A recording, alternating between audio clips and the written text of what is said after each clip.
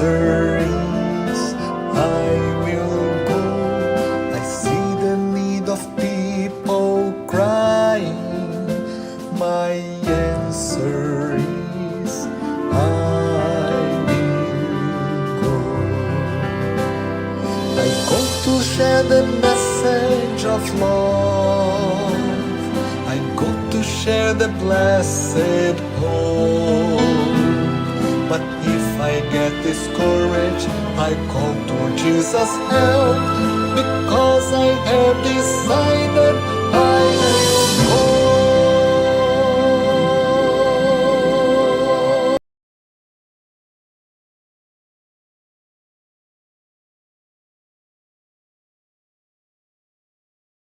Hi friends, I'm Jill Morricone. I can't believe we're on lesson number 13. We've come all the way to the end of this journey through God's mission, my mission.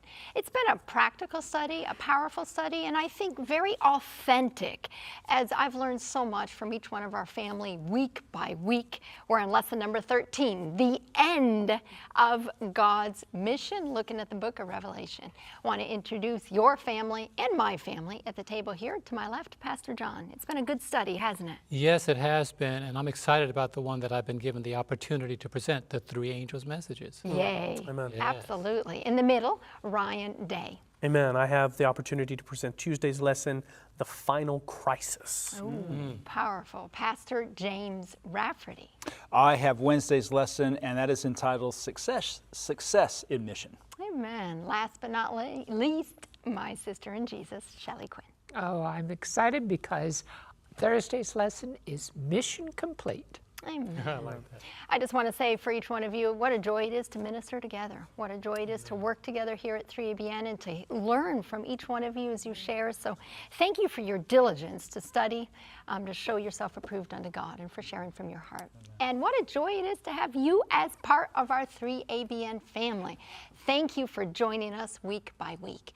We're going to go to the Lord in prayer before we go any further. And Ryan, would you pray for us? Sure, absolutely. Father in heaven, it's been just a wonderful privilege and honor to represent you over these last few weeks, months together, Lord, as we've studied your mission. Your mission is our mission, and we know that, and we're so thrilled to be able to present that truth and to learn more. So, Father, pour out your Spirit upon this panel, upon all those viewers that are watching, Lord. May we all grow and learn together, and may we all share in your heart for mission. We ask in Jesus' holy name. Amen. Amen. This week, the end of God's mission. We explore the mission concept in the book of Revelation. Revelation is a missionary book focused on a missionary God who is calling us to be a missionary church. We are called to proclaim present truth to the world until everyone has made their choice, either for or against God. Danny Shelton always says, we read the back of the book and it says what? We win. But you know what? We don't truly win unless we've brought everyone that we could to accept Jesus, unless we have witnessed and done everything within our power to share the mission of Jesus with a lost and dying world.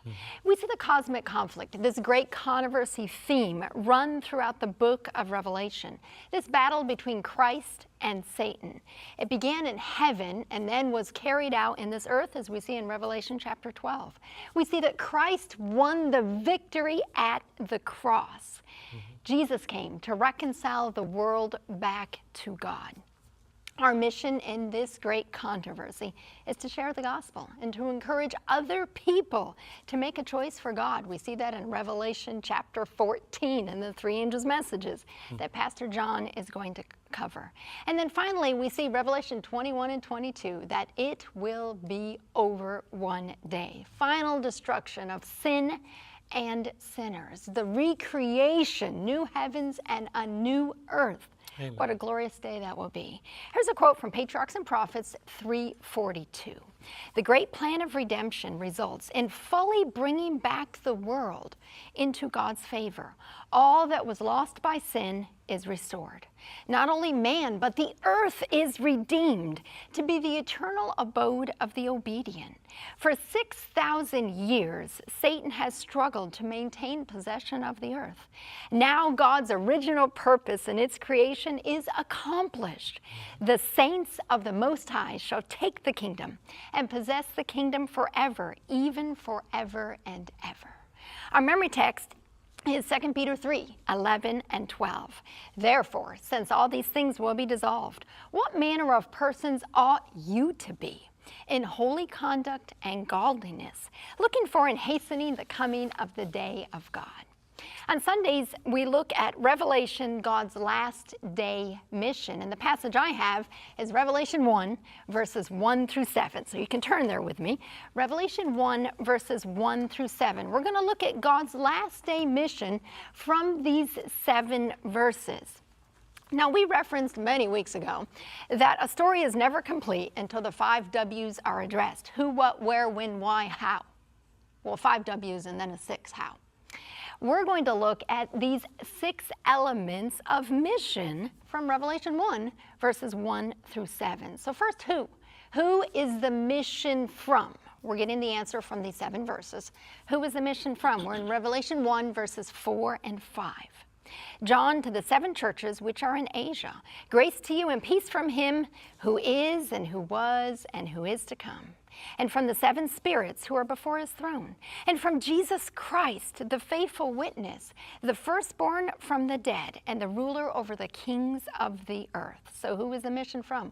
God the Father, who is and was and is to come. God the Son, Jesus Christ, the faithful witness. God the Holy Spirit, the 7 spirits who are before the throne. God himself set forth the mission. As Pastor James talked in the very first lesson, I think it was, that God was the first missionary. God himself set forth that mission. 2 Peter 3:9. I was going to say 2:9, 2 Peter 3:9. God is not willing that any should perish, but that all should come to repentance. That's right. So the mission is from the Godhead, God the Father, Son, and Holy Spirit. Who is the mission to? We're in Revelation 1, verse 1. Revelation 1:1. The revelation of Jesus Christ, which God gave him to show his servants things which must shortly take place. The word servants, doulos, a slave. A bond slave in the New Testament is used with the highest of dignity. We think a slave is not a good thing, but it's used with the highest dignity, namely of believers who willingly live under Christ's authority as his devoted followers. Who is the mission to? It's to us. It is to the church, that mission we are entrusted with, that we can share the gospel, the reconciling ministry, the gospel with the entire world. Now what is the mission? For that, we're going to Revelation 1, the second half of verse 5, and then verse 6. Revelation 1, 5, and 6. To him who loved us and washed us from our sins in his own blood, and has made us kings and priests to his God and Father. To him be glory and dominion forever and ever. Amen. There's a twofold mission in this passage that I see. The first, we're washed from our sins in his blood. Forgiveness and cleansing from sin. God came, Jesus came, the cross, to reconcile us back to the Father. You and I could experience forgiveness, washing from those sins. The second half is restoration of the dominion that was lost when we sinned. We see this because he made us, will make us, kings and priests. The lesson says this: the focus of God's mission is not simply to drag perishing people to safety. It's not just to wash us with his blood. It's not just to forgive us and to save us. God's salvation offers a new and honorable status because God's image is restored in us. Hallelujah. God wants to completely reconcile us back to the Father, make us again in a perfect representation of the image of Jesus, and make us kings and priests to his God and Father. Where is the mission conveyed? For that, we're in Revelation 1, verse 4. Revelation 1, 4. John To the 7 churches which are in Asia, grace to you and peace. The initial mission, of course, is to Asia Minor, to the churches that John is writing to.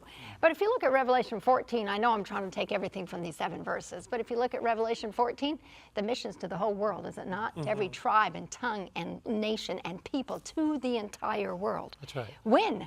When is the mission to be accomplished? For that, we see Revelation 1:7. This is, I would say, the first fulfillment of the mission. And then, of course, you go to the rest of Revelation, you see the final fulfillment of the mission. Revelation 1:7, behold, he's coming with clouds. Every eye will see him, even they who pierced him. And all tribes of the earth will mourn because of him. Even so, amen. The mission will be, I would say, the first installment of the completion will be completed when Jesus returns the second time. Right. And there will be that end of sin and suffering, and the saints will spend 1,000 years with him in eternity. Now we know the mission is not fully completed till the final eradication of sin and the recreation of this earth, which we see towards the end of the book of Revelation. What about why? Why did God engage in this mission? For that, we're going to Revelation 1, verse 5. Let's start with the second half of verse 5, and then we're going to do the first half. So we're reading verse 5 out of order. To him who loved us and washed us from our sins in his own blood. Why does he proclaim the mission? Why does he seek to save us? It's love. That's the motivation for mission. That's why God engaged in the mission, because he loved you and I. Revelation 5:8. God demonstrates his own love for us, and that while we were yet still even now sinners, Christ died for us. Romans 5:8. Thank you, Romans 5:8, thank you. Then the second part of why he engages in the mission is actually in the first part of verse 5, Revelation 1:5. And from Jesus Christ, the faithful witness, the firstborn from the dead, and the ruler over the kings of the earth. Why does he engage in mission? Because he's the owner. Because ownership. Jesus possesses the legal ownership of this planet. He got the victory over the devil and death at the cross. Amen. We know initially he's the owner because he created us in the beginning.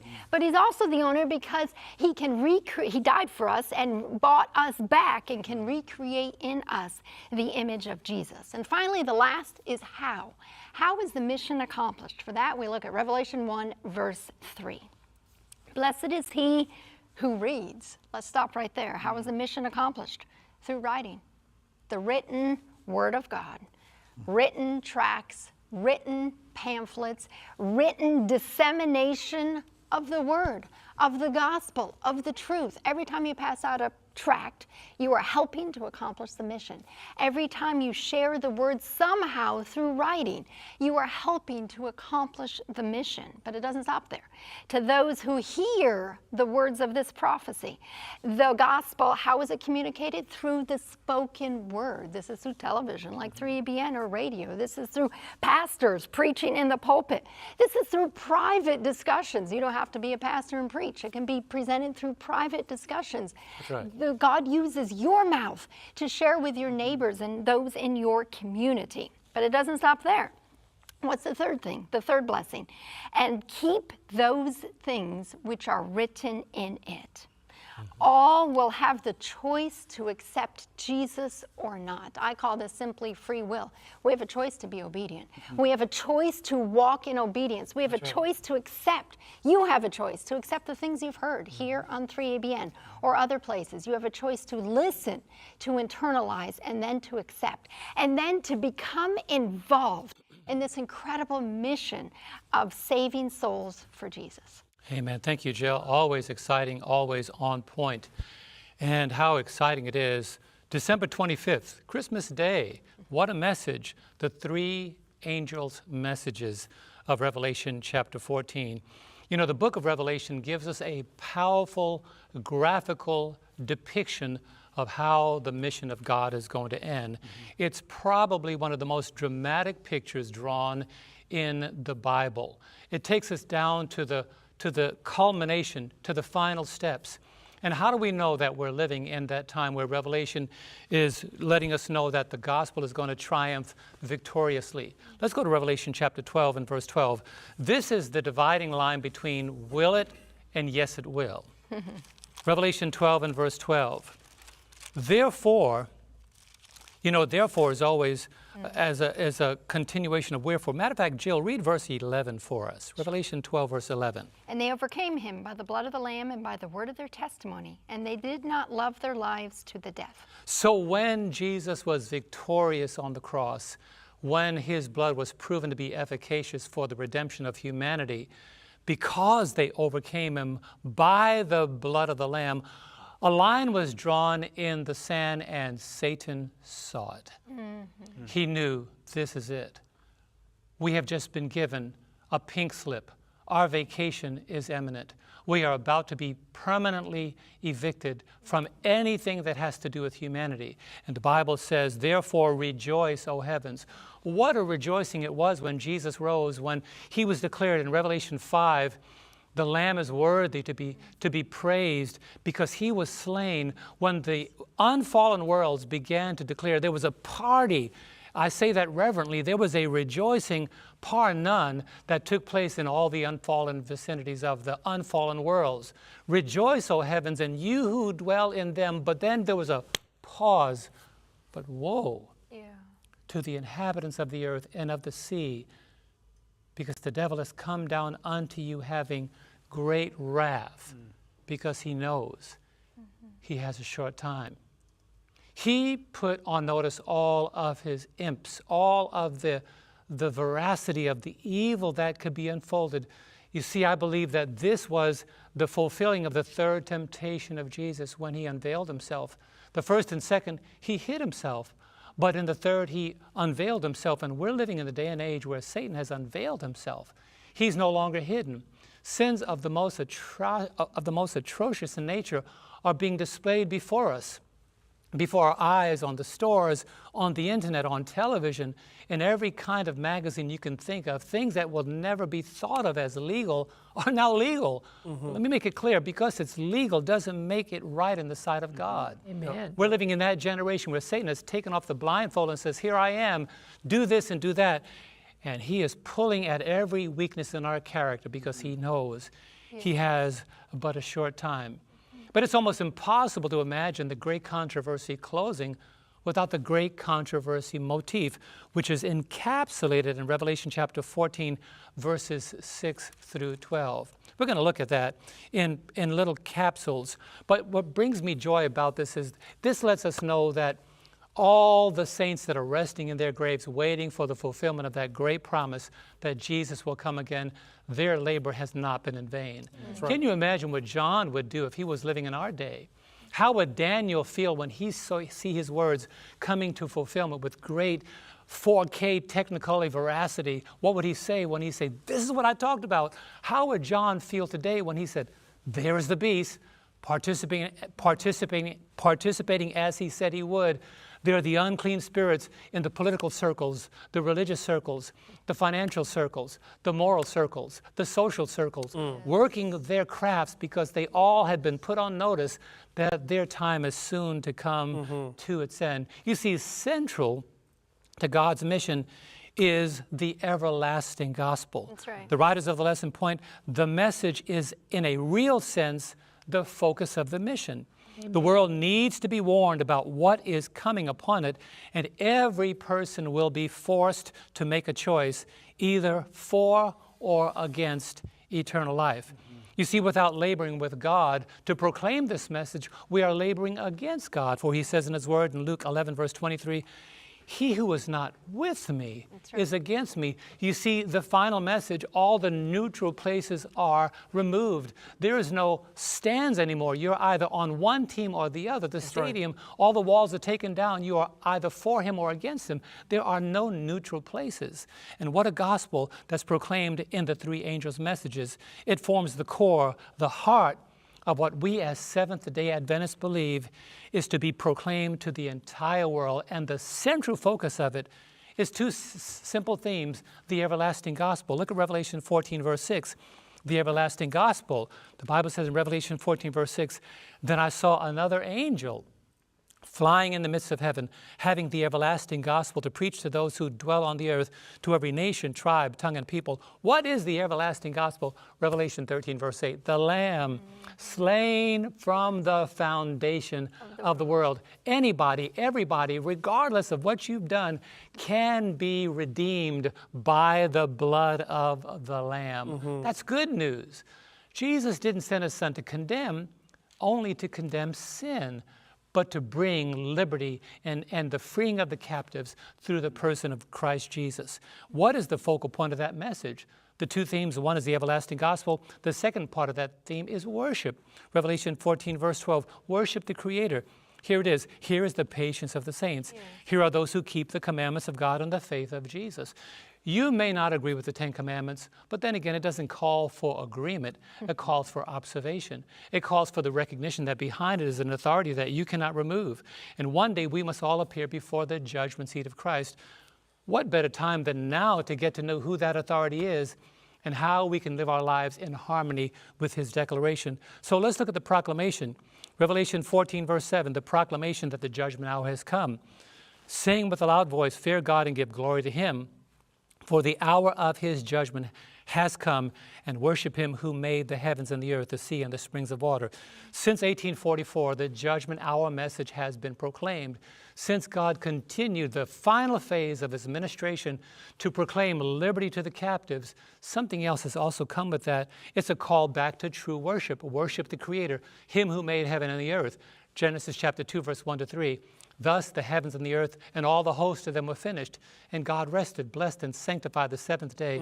You may be a first-day worshiper, but that's not God's original plan.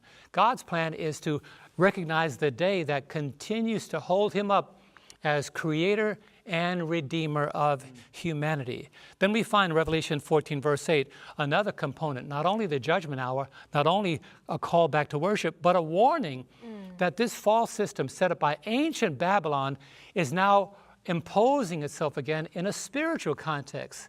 In a symbolic way, Babylon is fallen. What is that message all about? All the false systems of worship are coalescing together, and soon, right now, it's also already fallen in the eyes of God, but soon it's going to be, it's already fallen in the eyes of God, but soon it's going to be fallen in the eyes of man. Revelation 14, verse 8. And another angel followed, saying, Babylon is fallen, one in the eyes of God, soon in the eyes of men.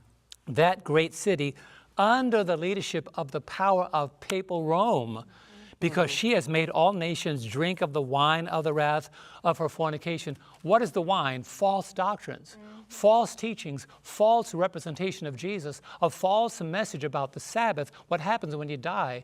So many other aspects of that which I cannot cover now. But if you get the three angels' messages in summary, which 3ABN is carrying, you'll get a chance. Call and ask the three angels' messages in summary. That booklet will bring this message to full fruition. The warning against being a part of the system that is about to be fallen, never to rise again. Then the third warning, the warning about the beast and his image, his mark, his name, his number. Revelation 14, verse 9 and 10.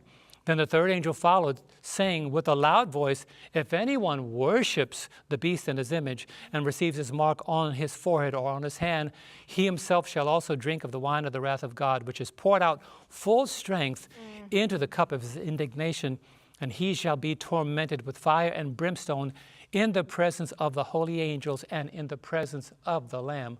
What a dire warning. Do you hear this message being proclaimed in your church? If not, come out of her, my people, Revelation 18, verse 4. God has not designed this message for just a particular group of individuals, but for everyone who can be redeemed by the blood of the Lamb. The good news is somebody is going to celebrate the fulfillment of this message. Revelation 15, verse 2, and I saw something like a sea of glass mingled with fire, and those who have the victory over the beast, over his image, over his mark, over the number of his name, standing on the sea of glass, having the harps of God. The real question is not what's coming, but who's coming, and the eternal question is, where will you stand? Amen. Thank you so much, Pastor John. How do you do three angels' messages in 10 minutes? Wow. We're going to take a short break. We'll be right back.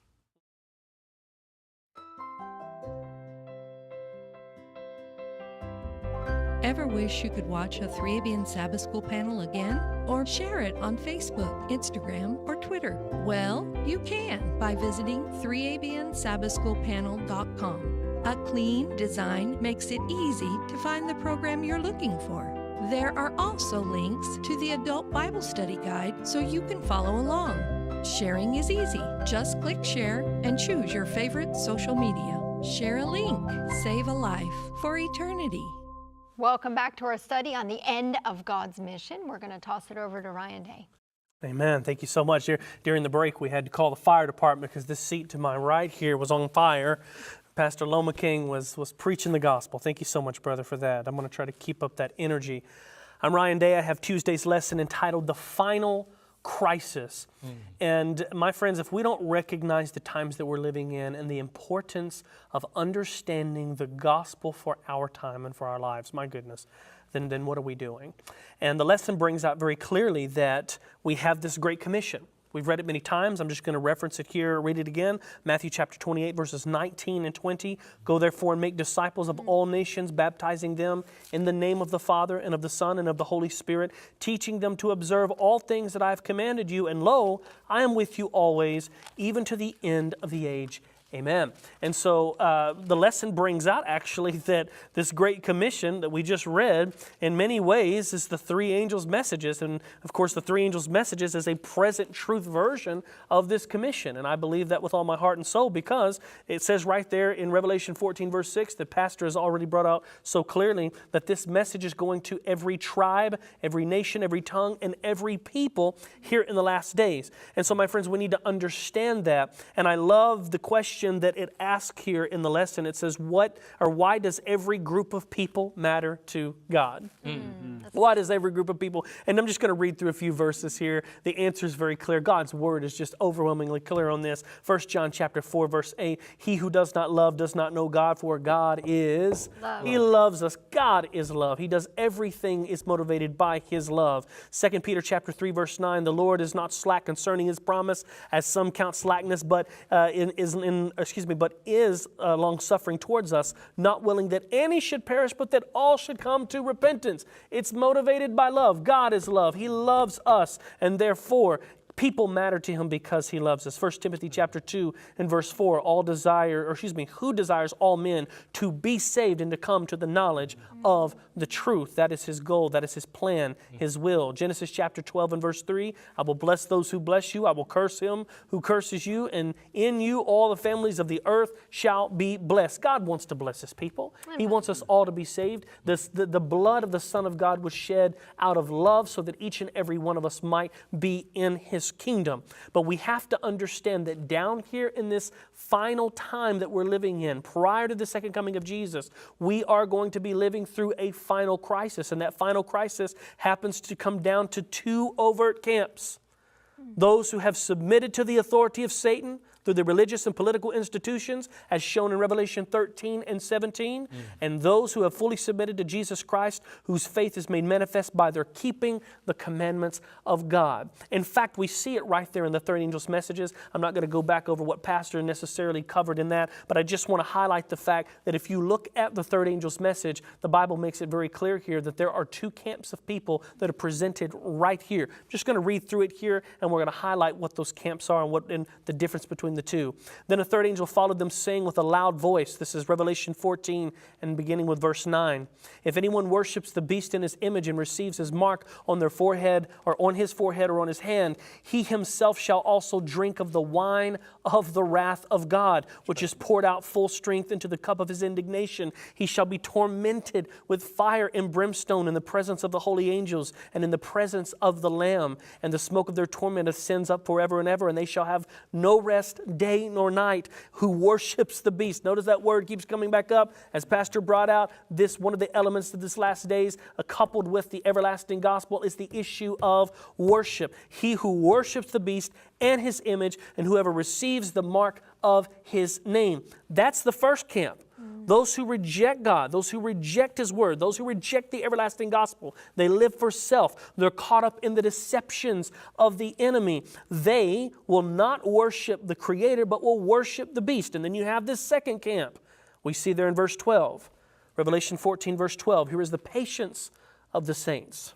Here are those that keep the commandments of God and the faith of Jesus. I want to take the remaining time that I have to just break that down, because we want to make sure that we find ourselves in that second group there of the third angel's message. That's right. We want to make sure that we find ourselves a part of the camp of God who keep the commandments of God and have the faith of Jesus. But what is it exactly saying there? Let's break it down just a little bit so that we, on a practical level, understand God's will and God's plan for our life. Because at the end of the day, we find ourselves in one of these two camps: the sheep, the goats, the wheat, the tares, those who love truth, those who do not, those who serve and worship the Creator, and those who serve and worship the beast. The patience of the saints, those who keep the commandments of God. What are the commandments of God? What's the purpose behind the commandments of God? Matthew chapter 22, verses 37 to 40. Notice what Jesus says here. He reminds us the heart issue of it all. Jesus said to him, "You shall love the Lord your God with all your heart, with all your soul, and with all your mind. This is the first and great commandment." When we look at the law of God, when we look at the commandments of God, as we have stated in previous lessons, those first 4 commandments sum up our response and our relationship to God. Do we love Him enough to make Him the sole God of our lives? Do we love Him enough to only worship Him, to only honor Him, to only bow and give Him reverence? Do we love Him enough to honor His character and His name and the holy, very holy nature of who He is as our God, to not misrepresent His name and character? And do we love Him enough to spend time with Him, to worship Him, to make Him the sole creator of our life, and to give our all to Him, and honoring the Sabbath and keeping it holy as a remembrance or as a recognition of His creative power and authority? Those first 4 commandments, if we keep them, we are showing Him that we love our Creator with all our heart, mind, and soul. But then verse 39 and 40 of Matthew 22 says, "And the second is like it. You shall love your neighbor as yourself. On these 2 commandments hang the law and the prophets." Now we shift to the last 6 of the commandments, which is our relationship with our fellow man. Now, my friends, take what we just read and bring in now Romans chapter 13, because we have these 2 camps of people in the last days. And it's interesting. Let's bring it kind of down here to modern times.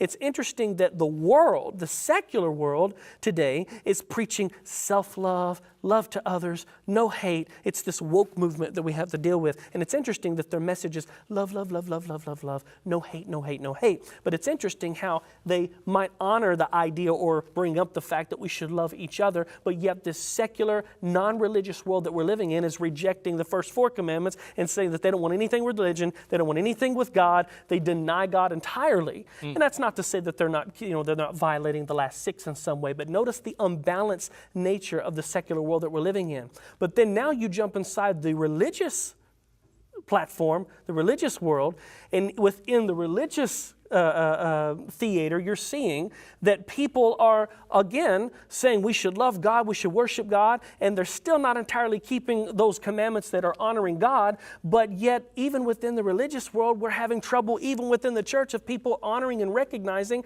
that they should love one another. There's an unbalance here. Romans chapter 13, verses 8 through 10. What does it say? "Owe no one anything except to love one another. For he who loves another has fulfilled the law. For the commandments, you shall not commit adultery, you shall not commit murder, you shall not steal, you shall not bear false witness, you shall not covet. And if there is any other commandment," Paul writes, "are all summed up in this saying, namely, you shall love your neighbor as yourself. Love does no harm to a neighbor, therefore love is the fulfillment of the law." If we're going to be a part of that camp of people that have the patience of the saints and keep the commandments of God, my friends, you have to have love, because God is love. That is love for God and love for each other. But then it talks about having the faith of Jesus. What is the faith of Jesus? What did Jesus say in Matthew 26, his last words before he would be taken captive or arrested and taken off to a cross? What did he say? "Oh, Father, if it possible, if it is possible, let this cup pass from me. Nevertheless, not as I will, but as you will." Jesus often repeated this, "Lord, not my will, your will." Even in John chapter 4, verse 34, he says, "My food is to do the will of him that sent me and to finish his work." If we're going to have the will of God in our heart, then that is, of course, participating in that of the faith of Jesus. The faith of Christ is to do the will of him who sent him. That's right. Well, if you're really talking about the faith of Jesus, "Let this mind be in you, which is also in Christ Jesus, who humbled himself, took up on flesh, thought it not robbery to be equal with God, a man who became the lowest of the lowest. But why? With what mindset? Philippians 2, verses 1 through 4.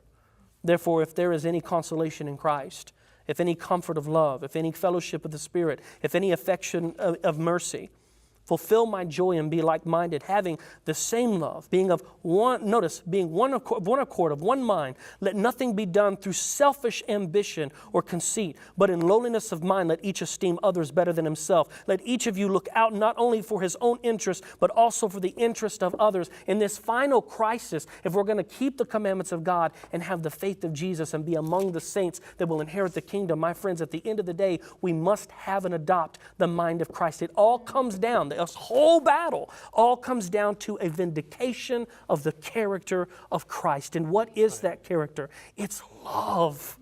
Love for God like no other. Love for our neighbors as He has loved us. That's what it all comes down to. Which camp are you going to be in? In this final crisis, where are you going to find yourself? Worshiping the beast, or worshiping the Creator? You have a choice. Each and every one of us do. Amen. Amen. Thank you, Ryan. So I have Wednesday's lesson, Success in Mission. I'm James Rafferty, and the quarterly begins by asking the question, what is success in mission? We might be tempted to think that it is many baptisms, big churches, rapid growth rates. We might feel that success consists of entering every tribe and people group on planet Earth with the truth, and we can speed it up by using radio and internet and TV. While all of these can be good, we must remember that Paul wrote to the community of faith in Corinth, I planted, Apollos watered, but God gave the increase. 1 Corinthians 3:6. In other words, our focus is to be on the process. God's focus will be on the growth. Amen. Now, we've already seen, the quarterly goes on to say, that the object of God's mission is saving the lost in every people group on earth by making them loyal disciples of Jesus who are involved in mission. So then they give us a number of quotations, 2 Corinthians chapter 11, verse 2, Isaiah 30, 21, John 10, verse 27, John 16, 12 and 13, 2 Thessalonians 2, 9 through 11, Hebrews 3, 12 and 13, 1 John 1, 8, 1 John 1, 9, Revelation 7, 14, and Revelation 19, verse 8. And my fellow panelists are going to read all those verses for us real quick, and then we're going to summarize them. And the summary is, disciples of Jesus are pure. They remain loyal to Jesus as a pure bride would be betrothed to Him. They follow Jesus as He leads them by the still small voice of the Holy Spirit. This includes leading us into missionary work for others. And there is no deception in these disciples. They are not led astray by doubt. They're not led astray by false teachings. They're not led astray by immorality. They do not feel morally superior to others. They recognize that they are imperfect, requiring God's cleansing grace and mercy. Understanding this, they are also open to receiving correction and instruction from other believers. Success in mission results in making these types of disciples. That's what success in ministry looks like, according to the Bible. In fact, let's just focus on that last verse that was given there in the list of verses, Revelation chapter 19 and verse 8. Revelation chapter 19 and verse 8 comes in the context of, well, we'll read verse 7. Let us be glad and rejoice and give honor to Him, that is to God, for the marriage of the Lamb is come, and His wife hath made herself ready. And to her was granted that she should be arrayed in fine linen, clean and white, for the fine linen is the righteousness of saints. This is a beautiful picture of the end game, so to speak. This is a beautiful picture of mission accomplished. It's a success in mission. And we see this picture in Revelation chapter 19, but we don't just see it there. We see it in previous verses. For example, in Revelation chapter 10, verse 7, it said that by the time the seventh angel sounds, which announces the second coming of Jesus, by the time the seventh angel sounds, the mystery of God should be finished. The context is that God is not waiting for a time prophecy. And I could add to that, God is not waiting for a time prophecy. He's not waiting for the Pope. He's not waiting for the Sunday law. He's not waiting for all of the signs to be fulfilled in Matthew chapter 24. God is waiting for us. He's waiting for the bride to make herself ready. He's waiting for His people. When we are prepared, He will come. When the character of Christ is reproduced in his people, then he will come to claim them as his own. Why? Because then mission will be accomplished. And mission is Christ in us, the hope of glory. That's the mystery of God that's to be finished according to Colossians 1, 25 and 26. Christ in us. We are to represent Christ. We are to be, as it says in Revelation chapter 12, verse 1, clothed with the Son. Now, we're going to look at 7 remnant realities of God's people. 7 remnant realities. That is, in the book of Revelation, because that's the book that actually brings us to mission accomplished, we're going to see a picture of what mission accomplished looks like. And this picture begins in Revelation chapter 12, because this is the second half of the book. The second half of the book is actually showing us what mission accomplished looks like in a people who have prepared themselves, according to Revelation 19, chapter 8, to receive the righteousness of Jesus Christ. So Revelation 12:1 says that there's this woman who is clothed with the sun. She's standing on the moon. She has a crown of 12 stars on her head. Now, in Malachi 4, verse 2, we're told that that sun is a symbol of Christ and his righteousness, the Son of righteousness. So they're clothed with the righteousness of Jesus Christ. And this is really significant because in Revelation 12:17, you have a people who keep the commandments of God. This people is identified in Revelation 12:17 as the remnant of the seed of the woman. And it's only as we are the remnant of the seed of the woman that we can keep the commandments of God. Amen. In other words, the righteousness of Christ is gifted to us. His righteousness meaning his right living, his right dying, everything that he accomplished for us as us, that is gifted to us. And when we receive Christ's righteousness, it's manifested in keeping the commandments of God. Amen. The commandments keeping doesn't save us. The commandment keeping isn't meritorious. The commandment keeping is what comes out of, is the fruit of the righteousness of Jesus Christ. In fact, you can know if someone is trusting in Christ's righteousness because they keep the commandments of God. So in Revelation chapter 12, verse 1, we have the first revelation of this remnant reality. In Revelation 12, verse 11, you have the second revelation of this remnant reality. In Revelation 12, verse 11, it says, and they, speaking of this same group, overcame him, speaking of the devil, who is in this context, verse 10, the accuser of the brethren, who accuses us before God day and night. They overcame him. They overcame his accusing, critical, judgmental attitude, spirit, the spirit that naturally we have from the fall. They overcame that by the blood of the Lamb, by looking at Jesus, by his life, by his death, by focusing on him. You see, when you come into problems in the church, when you come into problems in society, it's easy to get bitter and negative and critical. Keep your focus on Jesus. He never did that. Even those who crucified him, Christ said, Father, forgive them, for they know not what they do. He kept his focus on the mission, trying to reach souls. And usually when we end up in the context of persecution, intense persecution, usually that's an opportunity for the gospel to be preached more powerfully than it can be preached in a time of peace. They overcome this critical negative by the blood of the Lamb, by the word of their testimony. And they love not their lives unto the death. Selfishness is gone from these people. There is no focus on self in this final group of people. Revelation chapter 12, verse 11. And then, of course, Revelation 12:17, we touched on that. It includes the testimony of Jesus, which we're told in Revelation 19:10 is the spirit of prophecy. God's end-time prophet given to this last day people to help them better understand the Word of God, which is the foundation of their faith. Revelation 13, verse 8 is our next remnant reality.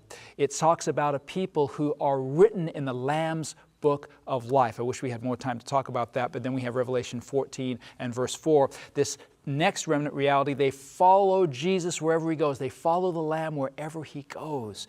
And then Revelation chapter 14:12, Ryan did a great job focusing on the principles in Revelation 14:12. They keep the commandments of God. They keep the faith of Jesus. You can't keep something unless it's been given to you.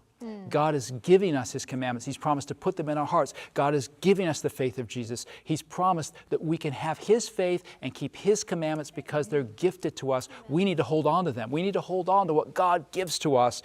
And then finally, Revelation 15:2-4, they sing the song of Moses and the Lamb. Now, these 7 remnant realities are mission accomplished. Why? Because the mission is to restore the image of God in a people on planet Earth, even in the darkest of times. And that mission is going to be accomplished when Christ is formed in us, the hope of glory. Jesus Christ is the ultimate goal of the mission. To have Him reproduced in us, to have God's character reproduced in us, is the ultimate goal of the mission. And that's why when we look at these 7 revelation realities, these 7 remnant revelation realities, we find that God's people are going to be clothed with the righteousness of Jesus. Amen. They're going to overcome by the blood of Jesus. They're going to have the testimony of Jesus. They're going to be written in the book of Jesus. They're going to be wherever followers of Jesus. They're going to keep the commandments and the faith of Jesus. They're going to sing the song of Jesus. Jesus, Jesus, Jesus. That's the whole focus. And the Antichrist wants to get us off that focus. He wants to put himself or ourselves in the place of Jesus. Anything that puts something or someone in the place of Jesus is part of the spirit of Antichrist. Right. And that spirit is all through our world. It's not just one particular person or institution. It is a spirit of Antichrist that has been developing ever since the fall in Eden and has continued to develop till the end of time. And the only way we can be kept safe from that spirit is to keep our focus on Jesus. Amen. Amen and amen. Thank you, each and every one of you. What a rousing study this has been. My name is Shelley Quinn, and I have Thursday's lesson, Mission Complete. This may have been mission success, but it's not complete yet. At the end of time, God is going to stand up and exercise righteous judgment. He's offered everything to all on earth. Either they've rejected or accepted Him. And those who rejected Him, God is going to destroy sin and suffering. And I'll tell you what, the final days of this on this earth are going to be terrifying, are they not? But you know what? You may be sitting at home and thinking, I don't understand what the big deal is about being a Christian. I'm suffering. We all suffer. Jesus said we're going to have tribulations in this world, but we've got someone to turn to, and we have an inheritance that's stored up for us in heaven that will not, moth cannot destroy, nor rust can destroy. So, what happens? The Lord shows the Apostle John what's going to happen after He destroys the earth, and He gives him the vision of mission fulfilled.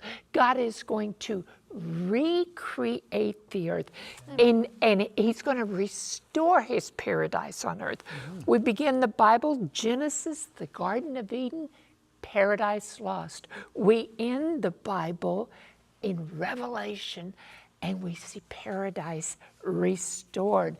God is going to have a new Genesis for those who He has recreated in His image. So let's look at Revelation 21, 1 through 4. Woo! These are exciting texts. Amen. John now sees God is casting the vision of mission fulfilled. Revelation 21. Verse 1, now I saw a new heaven and a new earth, for the first heaven and the first earth had passed away. Also there was no more sea. Then I, John, saw the holy city, New Jerusalem, coming down out of heaven from God, prepared as a bride, adorned for her husband. The new earth is going to be command central for God.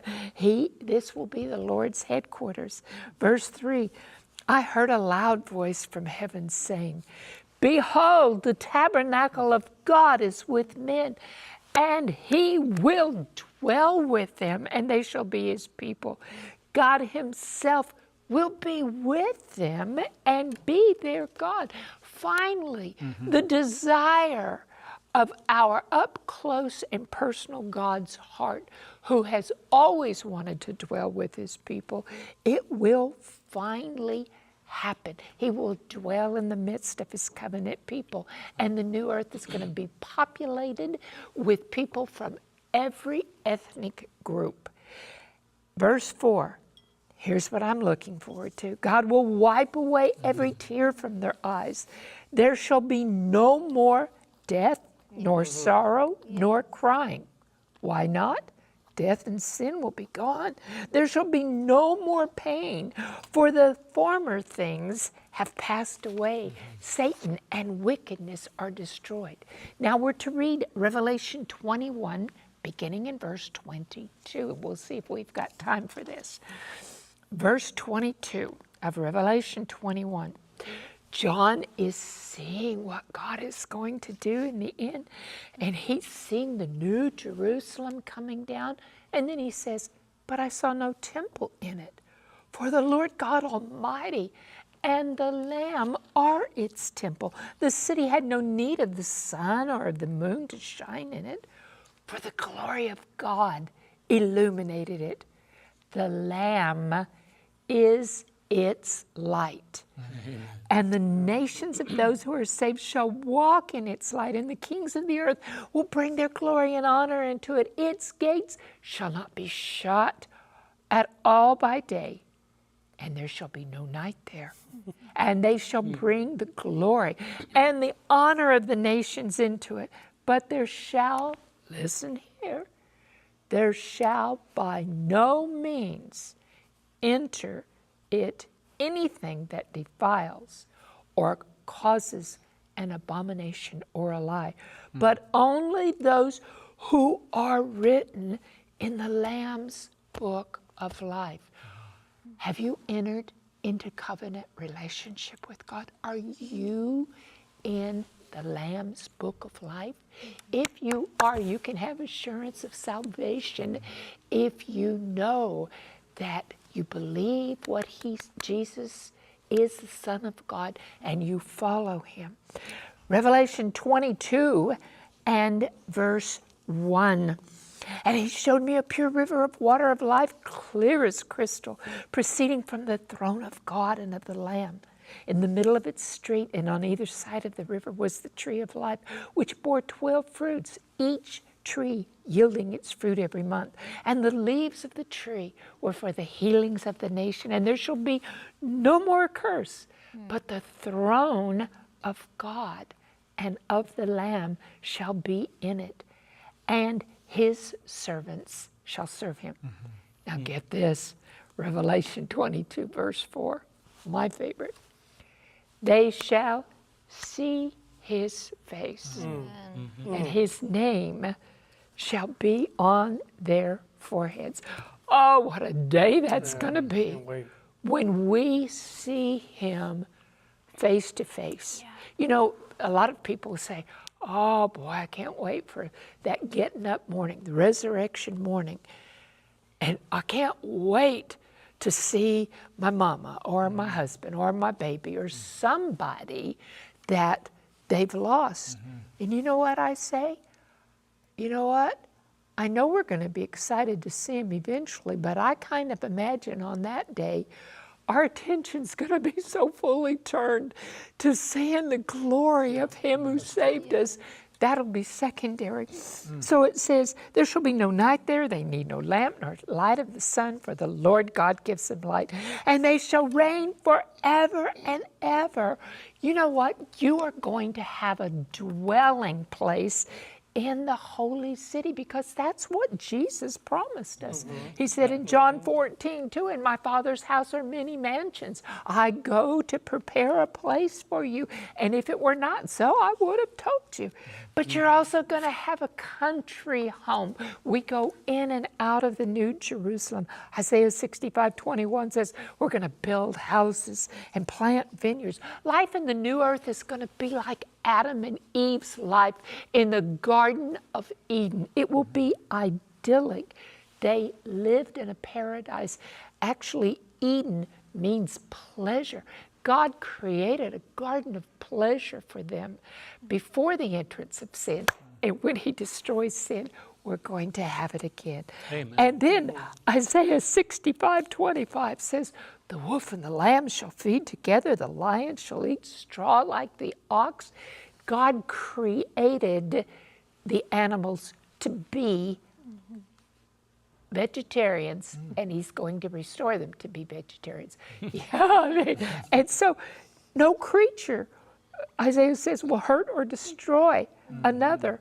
because we're all going to be vegetarians again. And let me tell you something, eternity is not going to be spent floating around on a cloud, strumming a harp.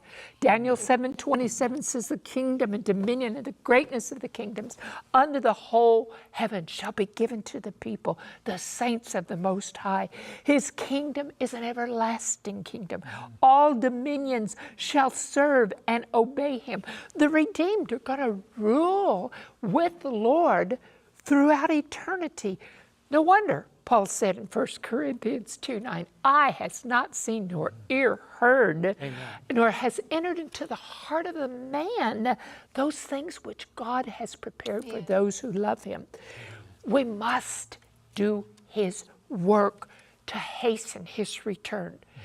We must reach the unreached people. A reached people group are those who have adequate numbers and resources, that they don't need outside help to spread the word. But we've got to reach the unreached. That's right. And what we need to do is take these challenges seriously. At the end of each week's lesson, have you written your disciples' names down? Hey, if you've been praying for them all quarter, it is time for you to step up and take the challenge to bring them now into a fellowship.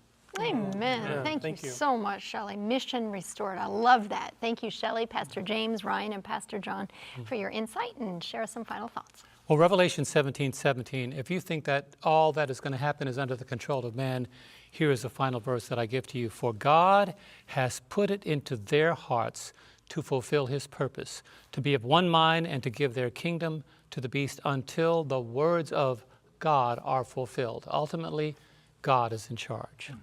Amen. 1 John 3:1, behold what manner of love the Father has bestowed on us, that we should be called children of God. Amen. The book of Revelation tells us how we can escape the deception of Antichrist, and that is by keeping our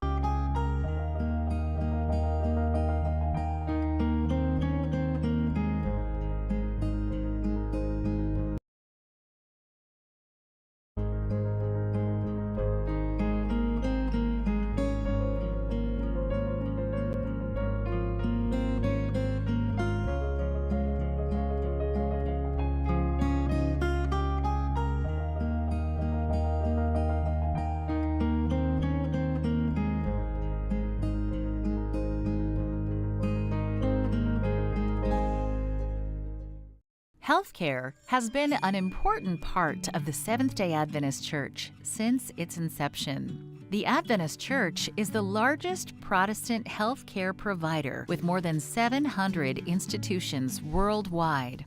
The Church's medical influence stretches far and wide, including to the West African country of Ghana. An Adventist hospital was built in the city of Kumasi in 1984. After many years of caring for their community's health, the hospital workers wanted to inspire the next generation of caretakers. The school started with the hospital, the main hospital, who dreamt one day to put up a training school attached to the hospital. In 2015, the SDA Nursing and Midwifery Training College in Ashanti region was established. They started small, but quickly realized how much need there was for this training. From 2015 to now, it's about 8 years now, and we started with 22 students. Currently, we number about 882 students or so. And you can imagine the trend that we have. We still want more people. Abigail is one of the current students in the nursing program. She was very excited to start her studies, but soon realized that her anatomy class was more difficult than she expected. So when the tutor came to class, teaches, it's been like, what is he talking about? Like, I didn't get to get the knowledge, the understanding. So anytime, what am I even doing in this school? Then I just pray to God that I will be able to pass the anatomy. God quickly answered Abigail's prayer. On the very next anatomy quiz, she received the highest mark in the class. The other students recognized how well Abigail was doing in the class and gave her an affectionate nickname. So from then, they started giving me the name Madam Anatomy or Anatomy Madam. Thanks be to God. Since from first year, I've been the one with the highest score for anatomy. The school has made a difference for students like Abigail, but not only in their academics. The spiritual life and atmosphere have also made a big impact on the students, especially those without an Adventist background. They are non-Adventists, but the spirit of Adventism still lives in them, because I've been watching most of them, their WhatsApp status, and every Sabbath you see a lot of them posting Happy Sabbath, Happy Sabbath. Just recently, we baptized about 18 students. The Adventist Nursing and Midwifery Training College has become a place of high demand for education. Their biggest issue is space. They have been growing so quickly that their classrooms are overfilled. It has made it very difficult for teachers to effectively train the students. But the challenge has been with space. Space for students to sleep in terms of accommodation, classroom sizes. As you came around, I hope you've gone around and you can see the classrooms congested with about over 100 students in one class with no other audible medias to even speak to them. We will be extra happy if additional classroom blocks are put up for some of the students so that we can at least admit more. Because there are more people who applied but couldn't get opportunity to come because we don't have the space.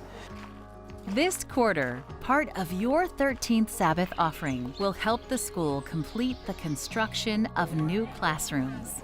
This will allow hundreds of future nurses and midwives to realize their full potential.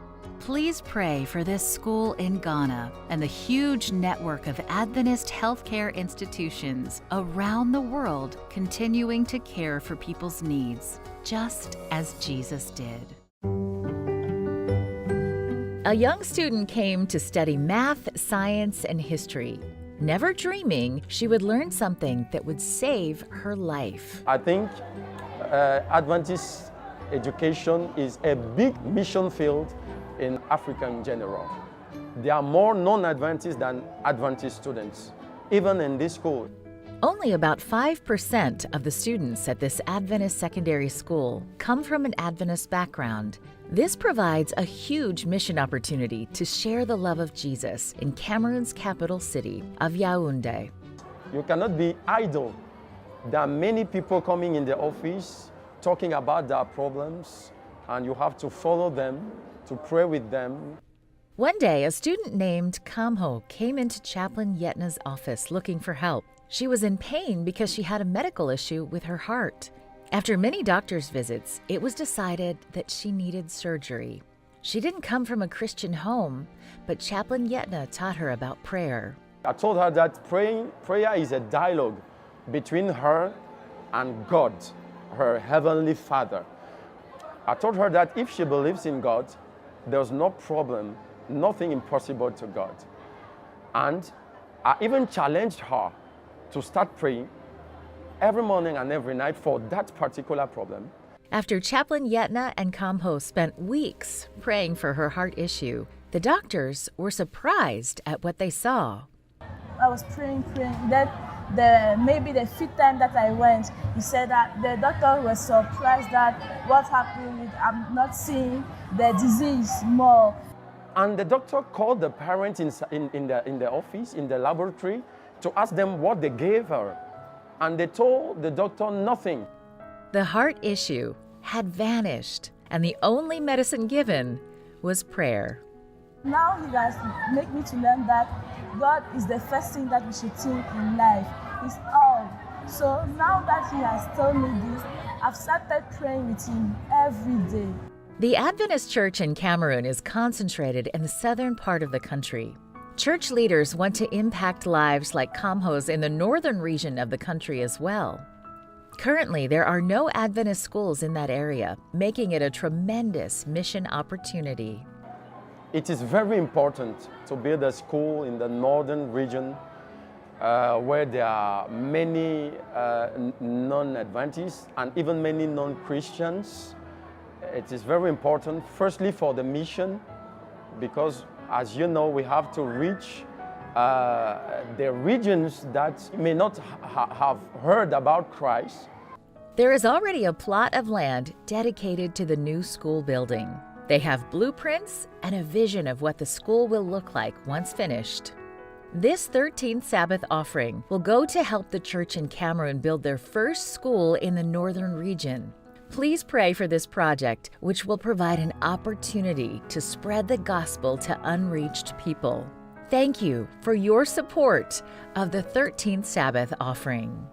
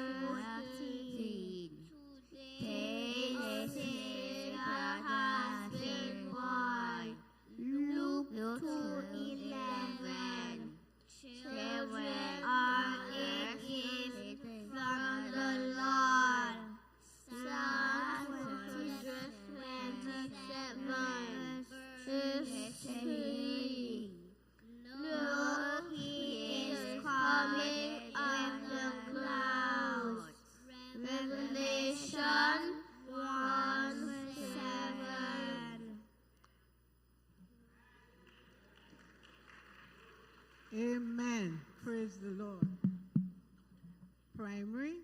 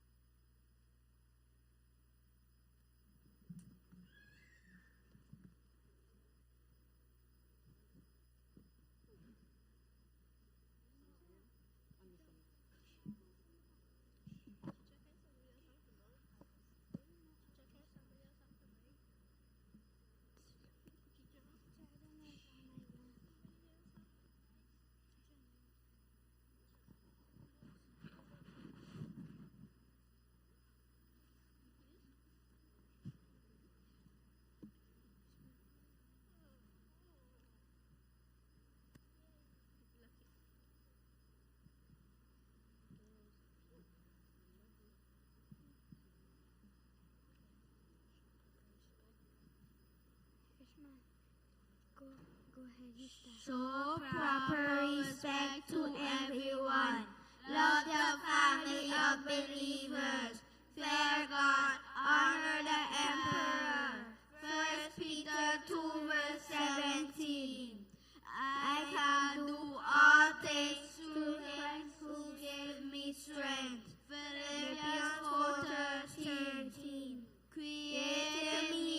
pure heart, O God. Psalm 51, verse 10. Speak, Lord, for your servant is listening. 1 Samuel 3, verse 9. Let chosen the way of faithfulness. I have set my heart on your laws.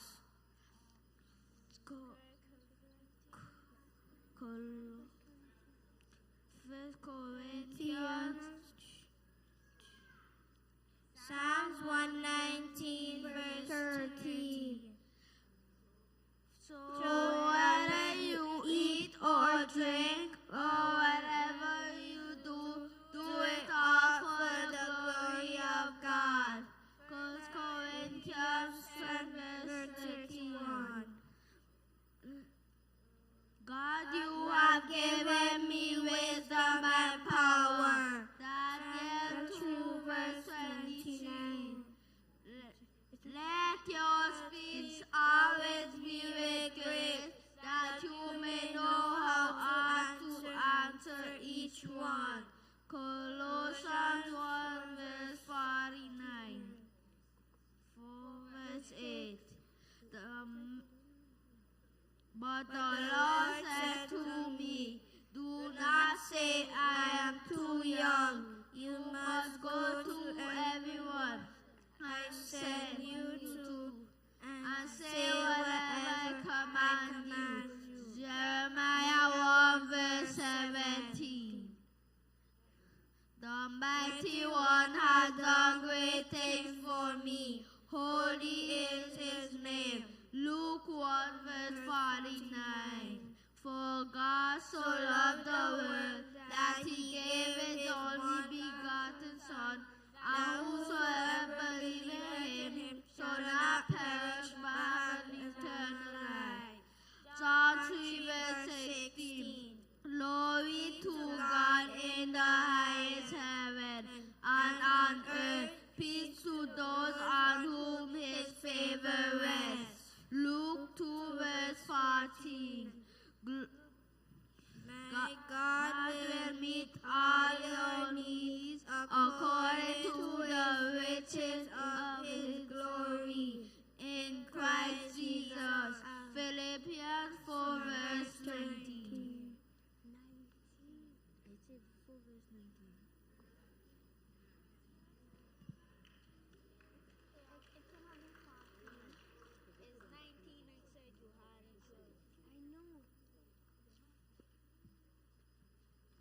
Amen. Primary class, other class, junior.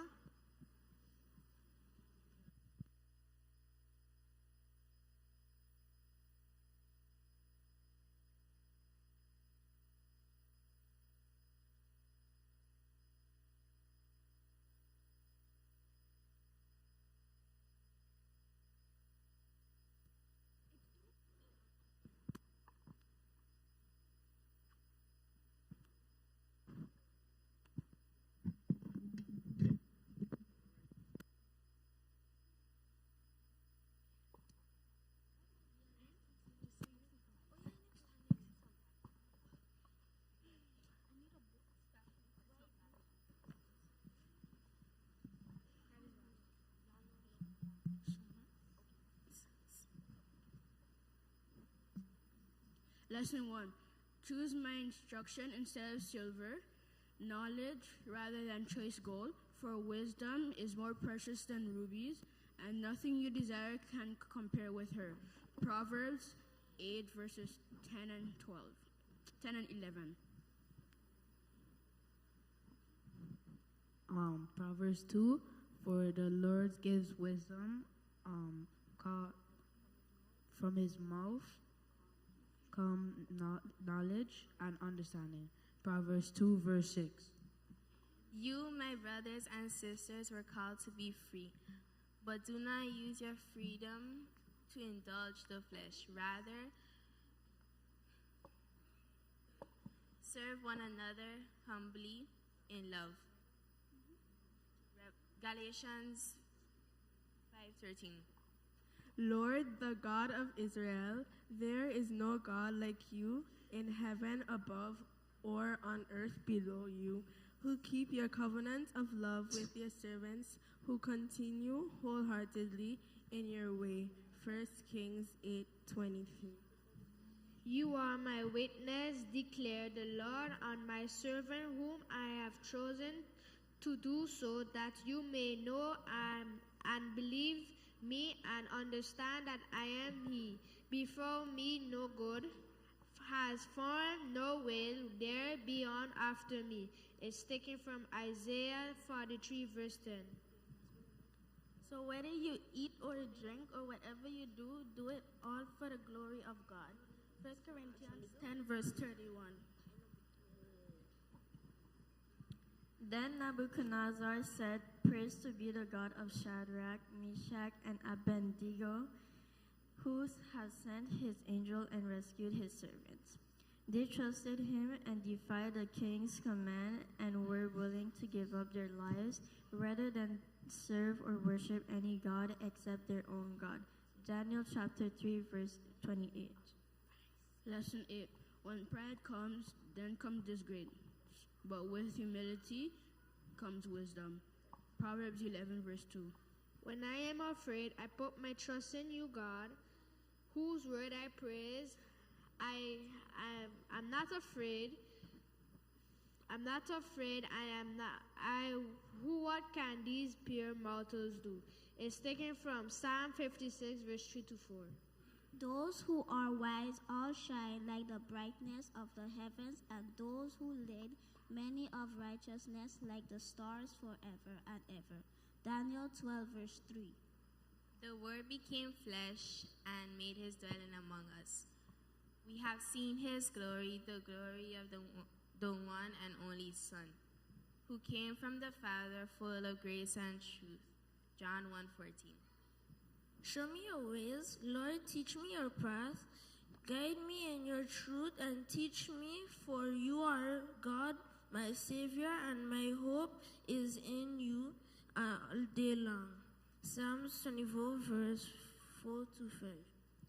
The rising sun will come to us from heaven to shine on those living in darkness and in the shadow of death, to guide our feet into the path of peace.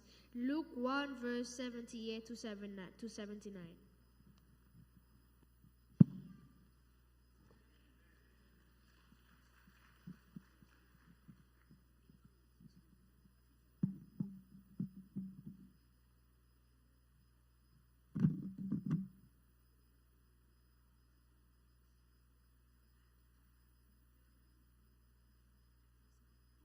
Thank you very much.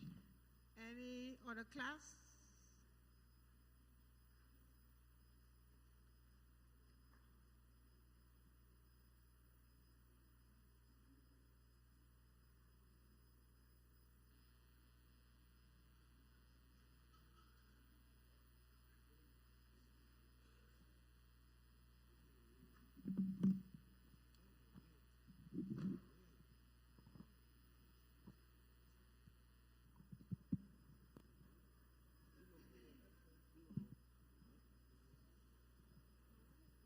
I delight to do your will, O Lord, and your law is within my heart. Psalms 40, verse 8. Here is the patience of saints. Here are those who keep the commandment of God and faith of Jesus. Revelation 14:12.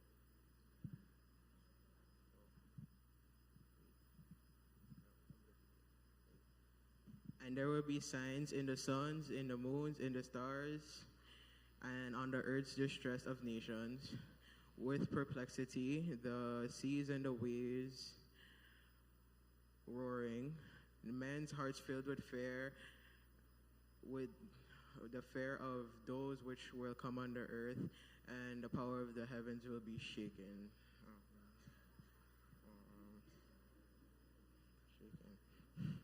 Then they will see the sons of man come into the cloud with power and great glory. Now when these things begin to happen, look up and lift your head, because your redemption draws near. Luke 21:25 to 28. For the grace of God has appeared, bringing salvation to all men, instructing us to deny ungodliness and worldly desires, and to live a sensible, righteous, and godly in the present age. Titus 2, verse 11 and 12.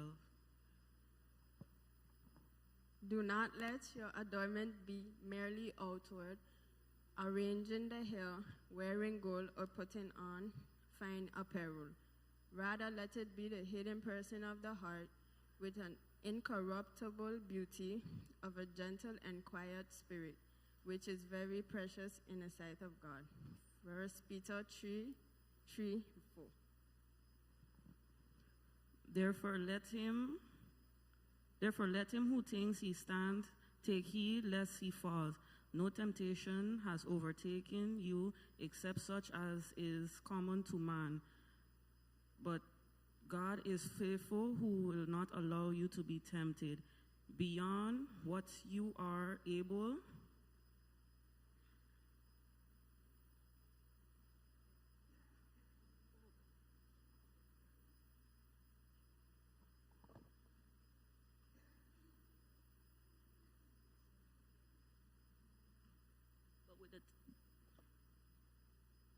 but with the temptation will also make the way of escape that you may be able to bear. Come now, let us reason together, said the Lord. Though your sins be like scarlet, they shall be as white as snow. Though they be red like crimson, they shall be as wool. Isaiah chapter 1, verses 18. For the wages of sin is death, but the gift of God is eternal life through Jesus Christ our Lord. Romans 6:23. Be not conformed by this world, but be transformed by the renewing of your mind, so that you may prove what is that good and acceptable and perfect will of God. Romans 12:2.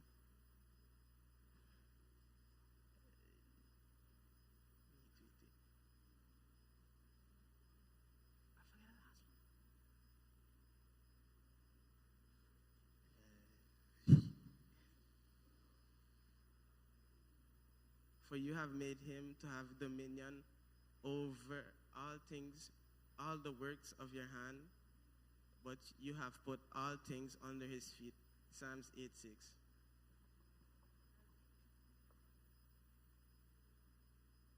As each one has received a gift, minister to one another as good stewards of the I forget the word. the manifold grace of God. 1 Peter 4, verse 10. Thank you.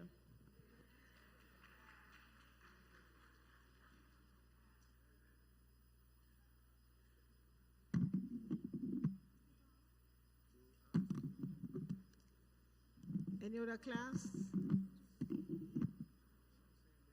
Okay, now we're going to pick up the 13th Sabbath offering. While the offering is being picked up, we are going to be favored with special music by Aliyah.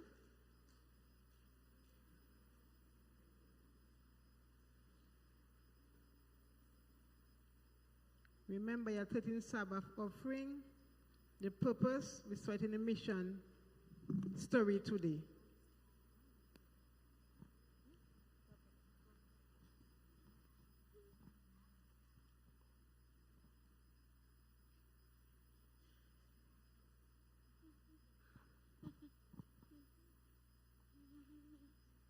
Jesus Swami, this I know, for I Bible tell me so.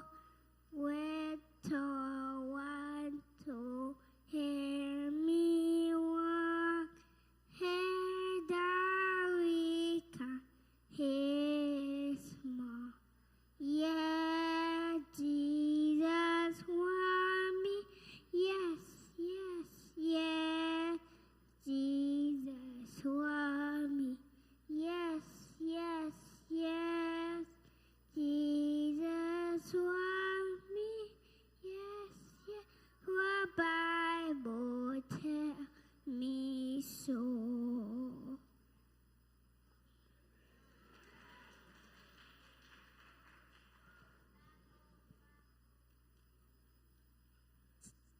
Amen. If it's little Aliyah reminding us that Jesus loves us and he loved us so much that he came to die for us so we can have life eternal. Thank you very much, Aliyah. God loved us with such an everlasting love that he formed us in his image and very likeness. He made us in his image, even though we all look different and possess unique and distinctable features. Everything combines beautiful because God did not make any mistake. You may not love your ears, but you know God wants you to hear good news of salvation and to reassure that he loves you. You may not love your eyes, but God wants you to be the most observant of nature around you and know that you are created for a purpose. Do you believe that, boys and girls, brothers and sisters? Do you believe that? We all are different. We make differently. You have eyes. I have a big eyes. I can see plenty. I have ears. Maybe you have a big ears. You want to hear a lot. God made you, and you have to be appreciative of everything that God has made you. We all bring different talents and different perspectives, but we have a purpose. We are all necessary. We are all necessary for the functioning of this church and this world. Furthermore, he sent his son to die for sinners like me and you. We are worth the life of his only begotten son. We are not worthless regardless of our situation, circumstances, or the way that we have sinned. He become us with love to come to him. And in another manifestation of his love, he says he has gone to prepare a place for us so he could live with him for all eternity. Brothers and sisters, you are worth everything to God. Remember that God loves you. You are fearfully and wonderfully made, and he has created you with a purpose. With this in mind, let's stand for prayer.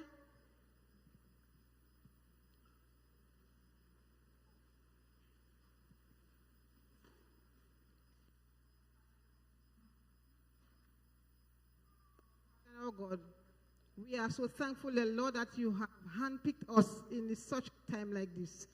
We are here to show for us your praises. You are reminding us, oh God, that we are fearfully and wonderfully made. In spite of what it all, oh Father, circumstances in our lives, but you have sent your only son to die for us, to redeem us back from the hands of the enemy. So I pray that God will walk in light, will walk in boldness, will walk, oh Father, because we are unique, and you have created us to show forth your praises.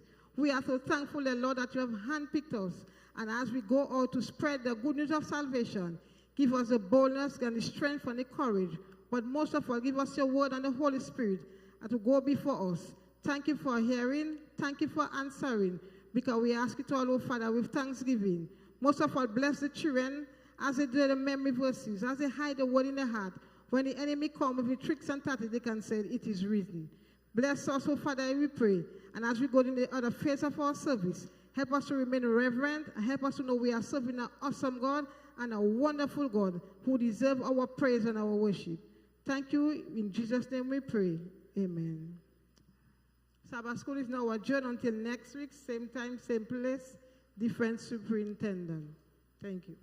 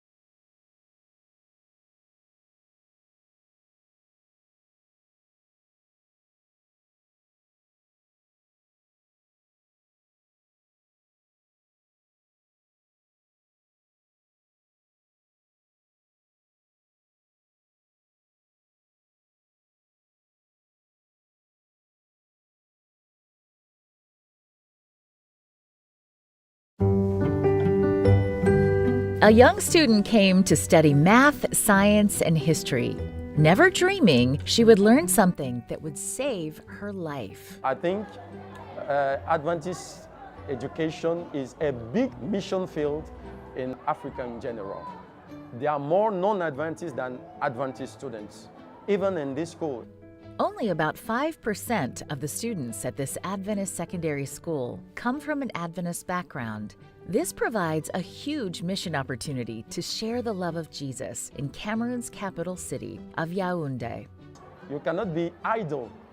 There are many people coming in the office talking about their problems, and you have to follow them, to pray with them. One day, a student named Kamho came into Chaplain Yetna's office looking for help. She was in pain because she had a medical issue with her heart. After many doctor's visits, it was decided that she needed surgery.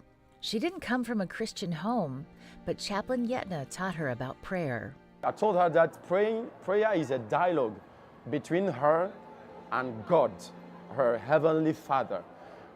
I told her that if she believes in God, there's no problem, nothing impossible to God.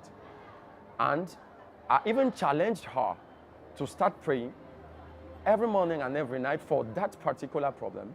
After Chaplain Yetna and Kamho spent weeks praying for her heart issue, the doctors were surprised at what they saw. I was praying. That maybe the fifth time that I went, he said that the doctor was surprised that what happened, I'm not seeing the disease more.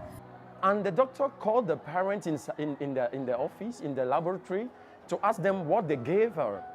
And they told the doctor nothing.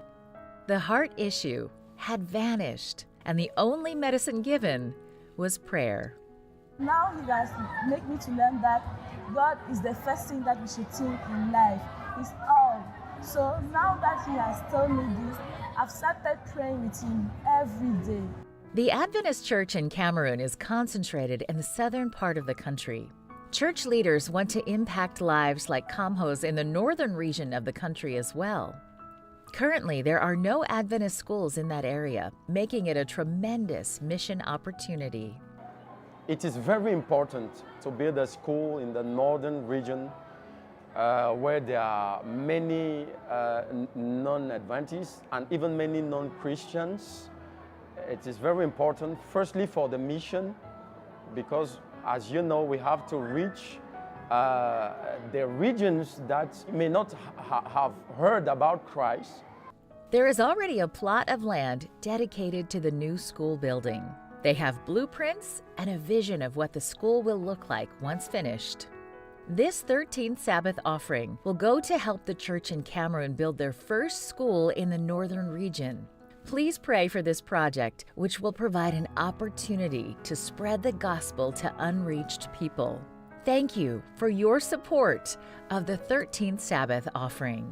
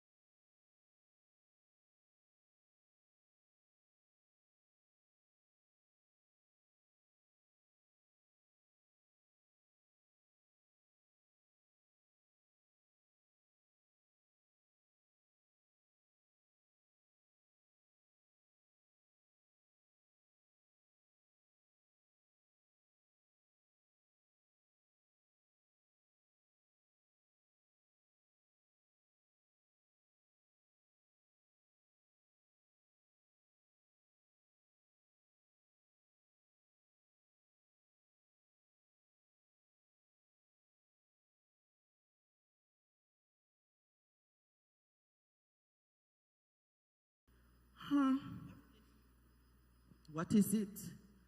I see you just come out of the store there. If you know what good for you, Sally.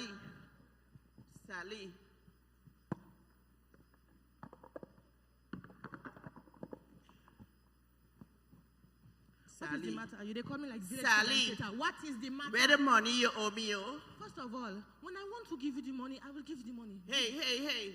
Listen, hey, I'm sorry now. I am sorry. Hey, you want to kill me for ordinary 5 naira?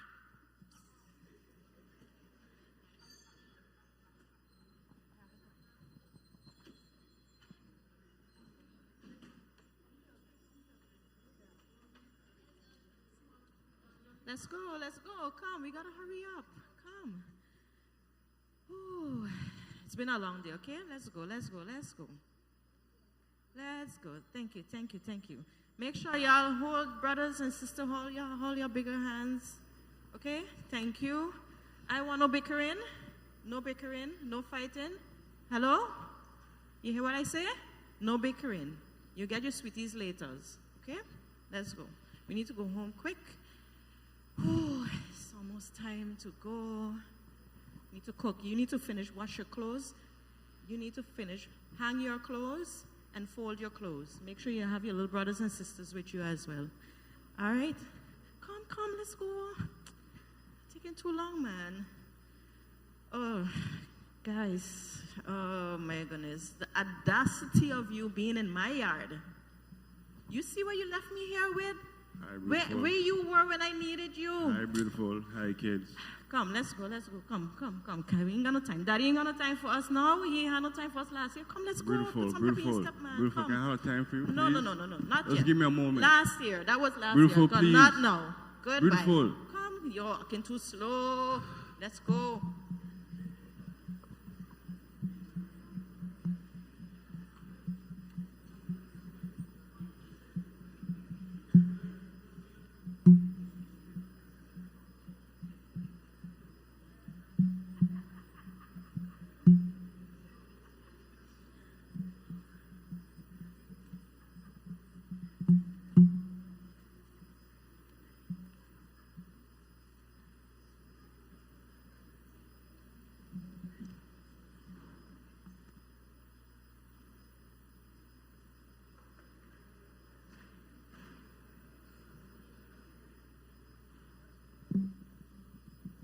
To continue our worship, we'll make use of that hymn 434. We speak of the realms, 434.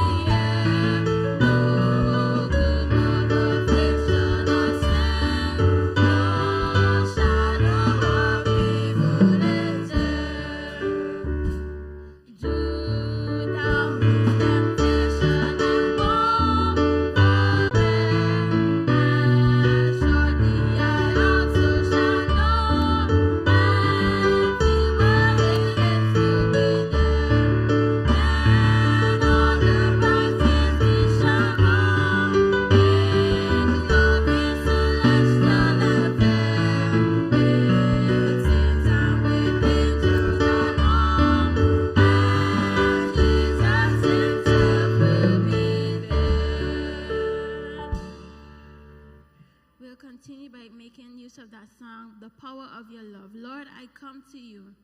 Let my heart be changed, renewed.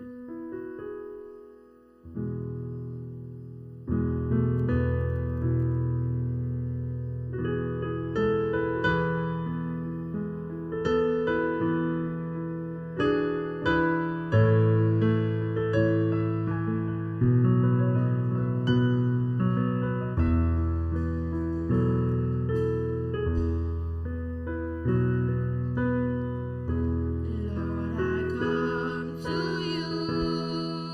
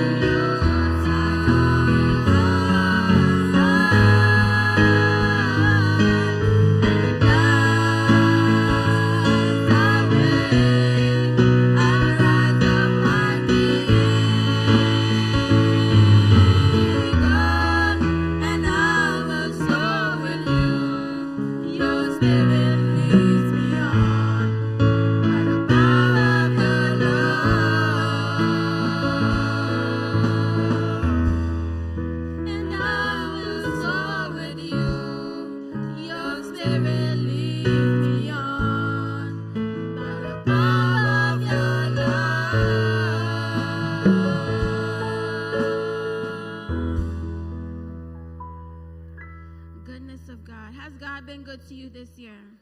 Has God been good to you this year? I ask that you join me as we sing this song, Goodness of God, for your love has never failed me.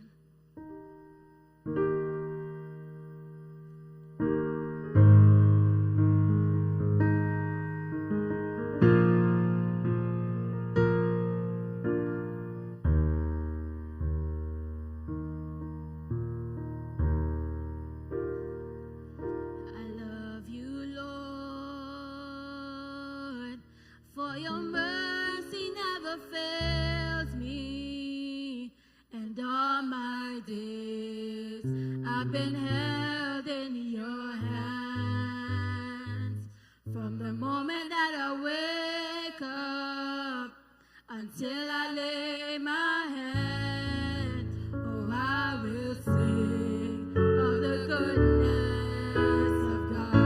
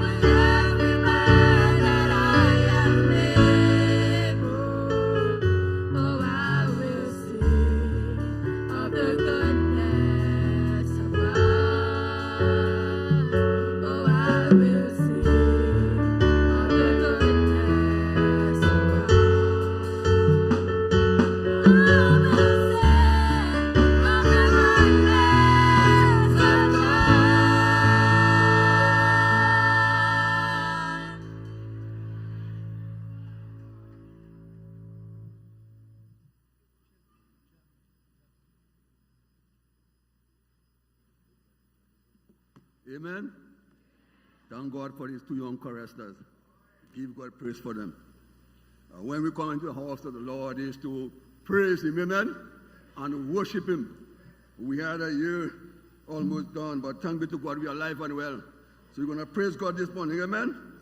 And Psalm 150 said, oh, praise God in His holy place. Oh, praise the Lord. Oh, praise God in His holy place. Praise Him in the vault of heaven, the vault of His power.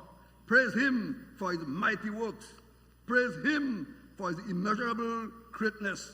Praise Him with fanfares on the trumpet. Praise Him upon lute and harp. Praise Him with tambourines and dancing. Praise Him with flute and strings. Praise Him with the clash of cymbals praise him with the triumph of cymbals. Let everything that have breath praise the Lord. There's never been a time in heaven without music. God is a mighty God. Let us praise God and worship him this morning in spirit and in truth.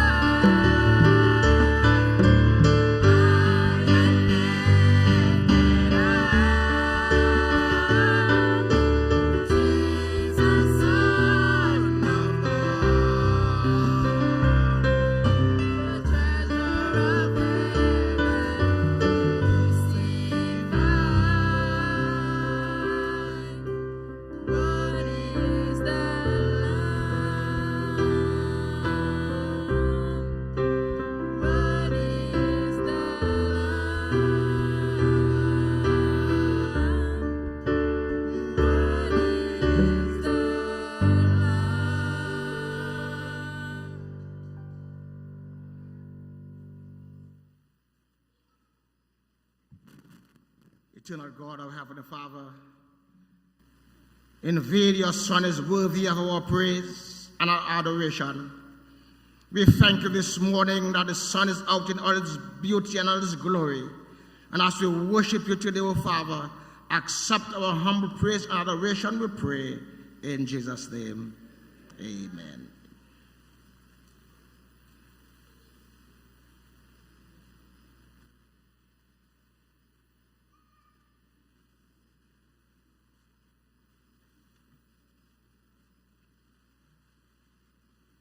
Happy Sabbath, everyone.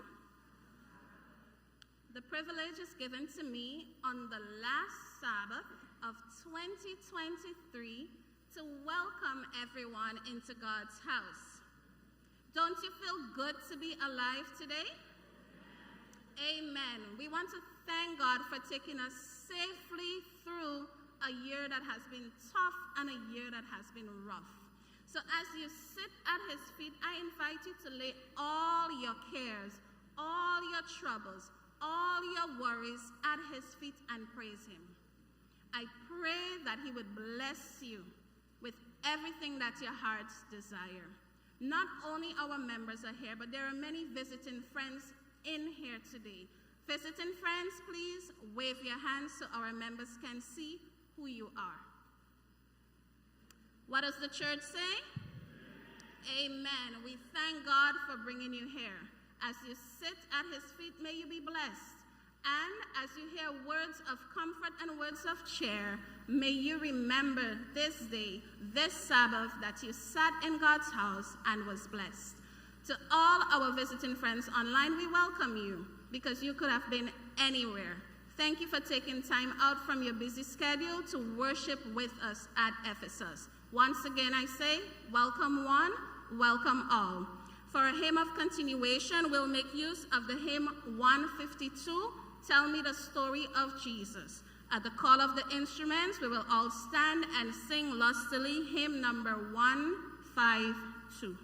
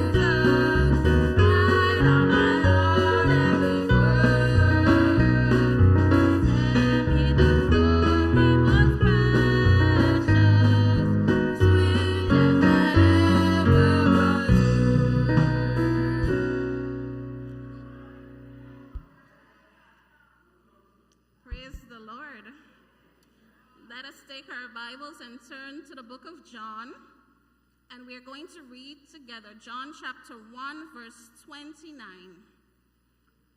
John chapter 1, verse 29.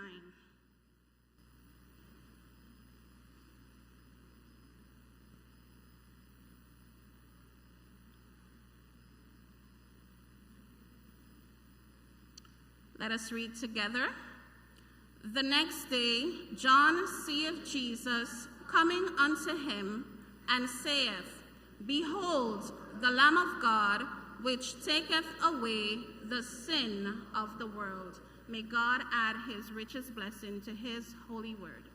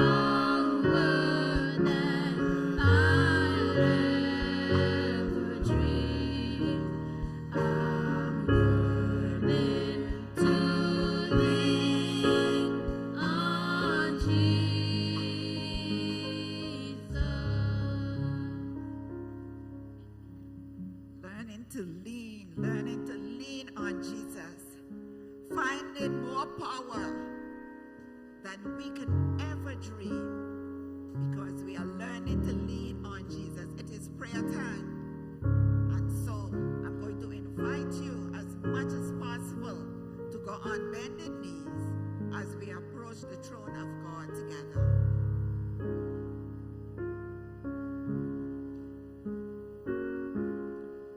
Loving Father, we thank you this morning for life. We thank you for your holy Sabbath day. It is because we are alive, that's why we can be here this morning.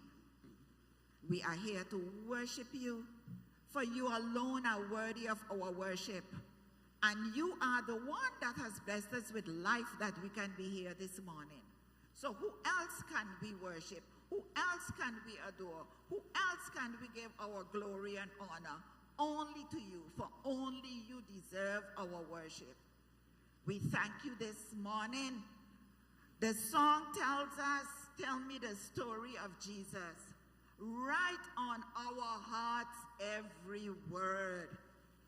Tell me the story most precious, sweetest that ever was told. Lord, this morning we can tell the story that Jesus is our Savior.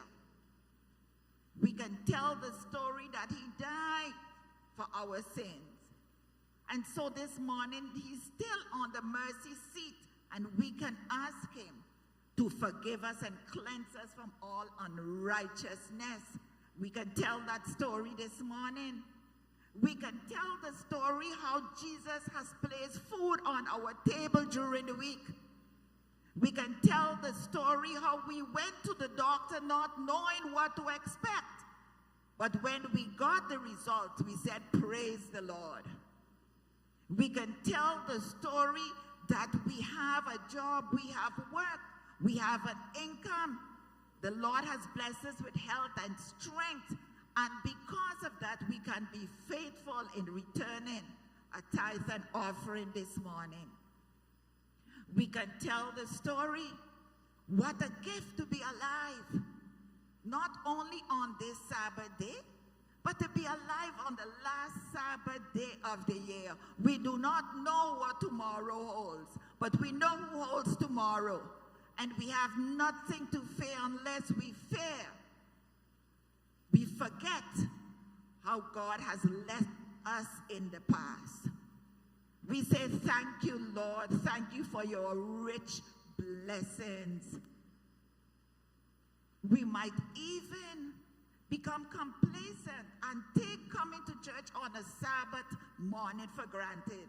But Lord, help us to remember that persons in Ukraine and in Russia and Palestine and in Gaza and Israel, they are looking for a place of comfort to worship. But we thank you that you have still made it possible that we can come and worship you on the day that you have given us, reminding us that you are our God and we are your people. We can come and worship unmolested. We thank you, O Lord, for every head that is bowed before you. For Lord, worship is a choice. The lesson reminded us this morning that the message must go forth. For every man has to make a choice, either for you or against you. There is no middle ground. So we pray, Lord, that every head that is bowed before you this morning, even the little ones, as they grow, they will grow to make a choice to choose Jesus as their personal Lord and Savior. We thank you this morning that you have appointed a speaker. And when you appoint a speaker, you give that speaker a word for your people. So we ask that you will prepare our hearts. You remove everything from us that's unlike you, that will hinder us from receiving the word that you have prepared for us this morning. We ask that you will give the speaker boldness and clarity, that the littlest child here will understand. Lord, we know that we have visitors with us. They could have been elsewhere, but Father, they have chosen to be here today, and we say thank you. You are a God that never disappoints, and so the blessing they come seeking, Father, we know they will leave here well blessed. We pray, oh Father, for those online, that you will continue to be with them, that you will keep their internet stable, that they will hear well and that they will receive well as well. We pray, oh Father, that if there is anyone here today who have not yet completely given their life to you, Lord, help them to know that now is the acceptable time. Not a minute later, not an hour later, but now, right now, today, as they hear your voice, you have said, harden not your heart. So we ask that they will leave here changed with determination to choose Jesus and to worship him in the beauty of holiness. Lord, we commit into your care our young people. We thank you for the young people who have decided and committed themselves to worship you. We know it's not an easy thing. For Father, when we look around us, there is so much glamour and glimmer out there.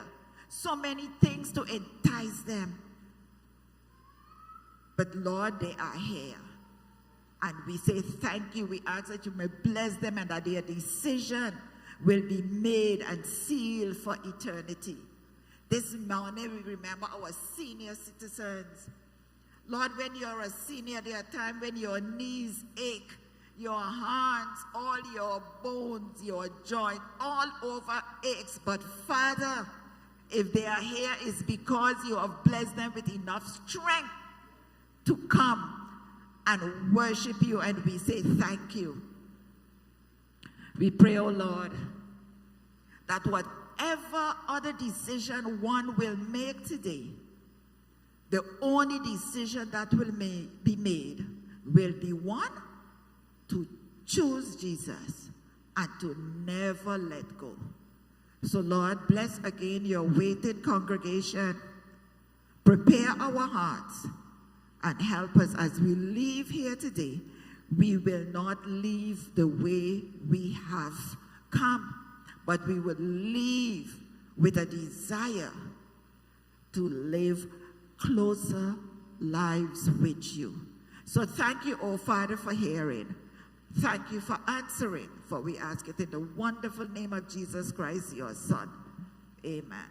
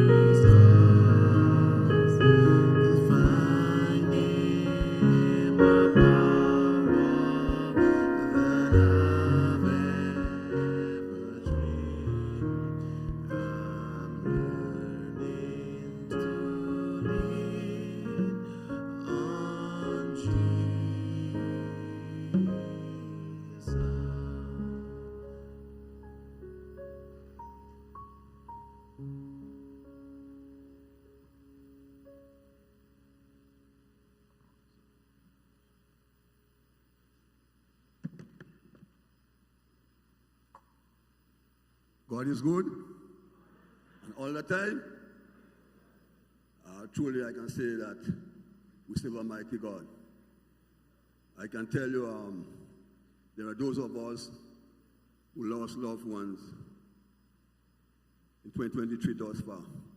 Just say to yourself, it could be me. But in all this, as long as we have life, we have hope. Amen? Some of us have a job from January to December. That's enough to thank God for. Amen? Some of us have never went to the doctor for the course of 2023. Amen? That's enough to thank God for. And some of us who got a job from January to December, but God still provides our bread and our water. Amen? What a mighty God we serve. You can't ask for a better God than what of Abraham, Isaac, and Jacob. So this morning, as we all know that we come to the last Sabbath, and God expects us to bring our thanks offering.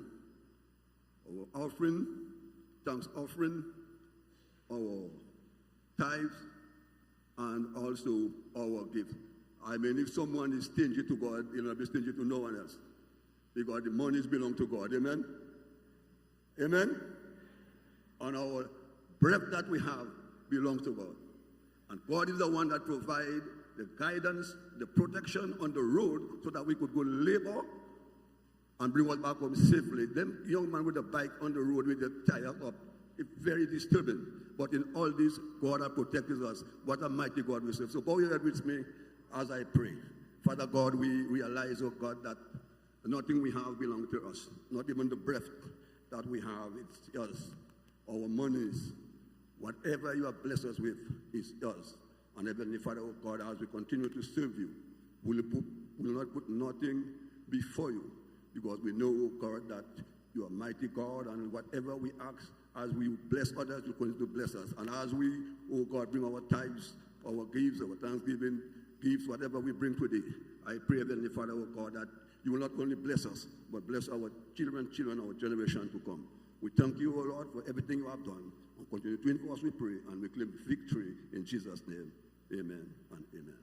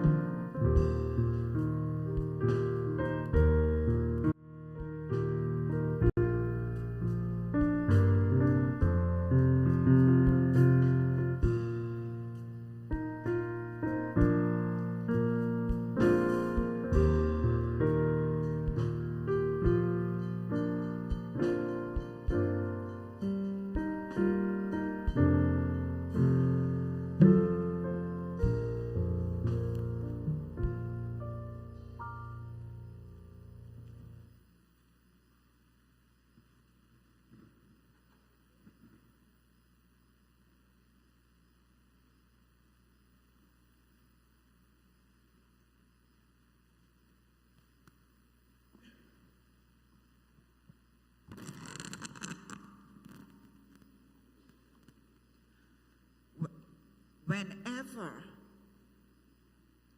we come into God's house of worship, we know there is always a message. God always has a message and always has a messenger. And whether we are happy with who the messenger is, doesn't take away from the message that the messenger is presented. And so this morning is no exception. This morning we have a messenger and we have a message. Our messenger this morning is Elder Andrew Honoré. Elder Andrew Honoré is no stranger to us. We can say some things about Elder Honoré. We know that he's always ready to share a word from God. We know that he's always ready to give a Bible lesson. We know that he likes to help. He loves Jesus. He is committed to what he believes. He is a husband of one, and he is a father of one. You know, when we listen all over to messages on the radio, you hear all kinds of strange things. But I thank God that in God's church, he has men who will present his word as he has given it to them, bold and with clarity. And so this morning, Elder Honoré has a message that he has received. I'm going to ask you to pray for him before he comes, that your heart will be ready to receive the message and that he will give the message in boldness and clarity. But today, before Elder Honoré speaks to us, the joyful ringers will bless our hearts with special music. They are going to be playing a big song today, but they are only little people. And so because of that, we thank God that he has sent some reinforcement.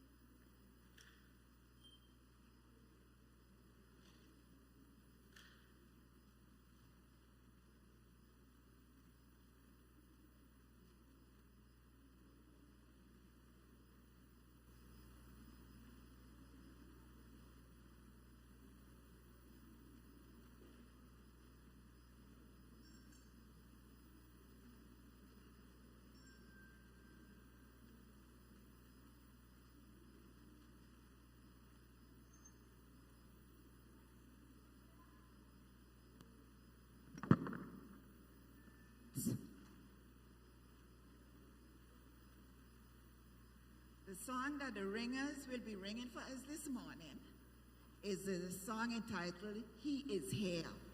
You know, it's good for us to know, especially on the closing days of 2023 that God is still here. And he's not just anywhere, but he's right here in the presence of his Holy Spirit. Amen?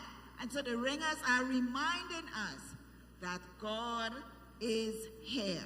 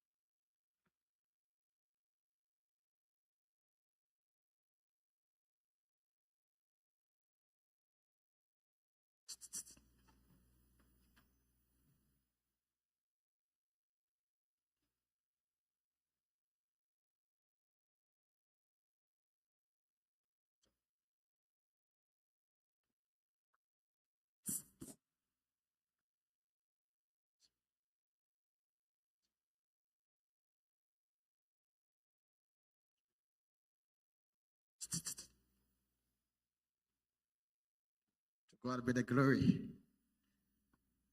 It's always nice to get reinforcement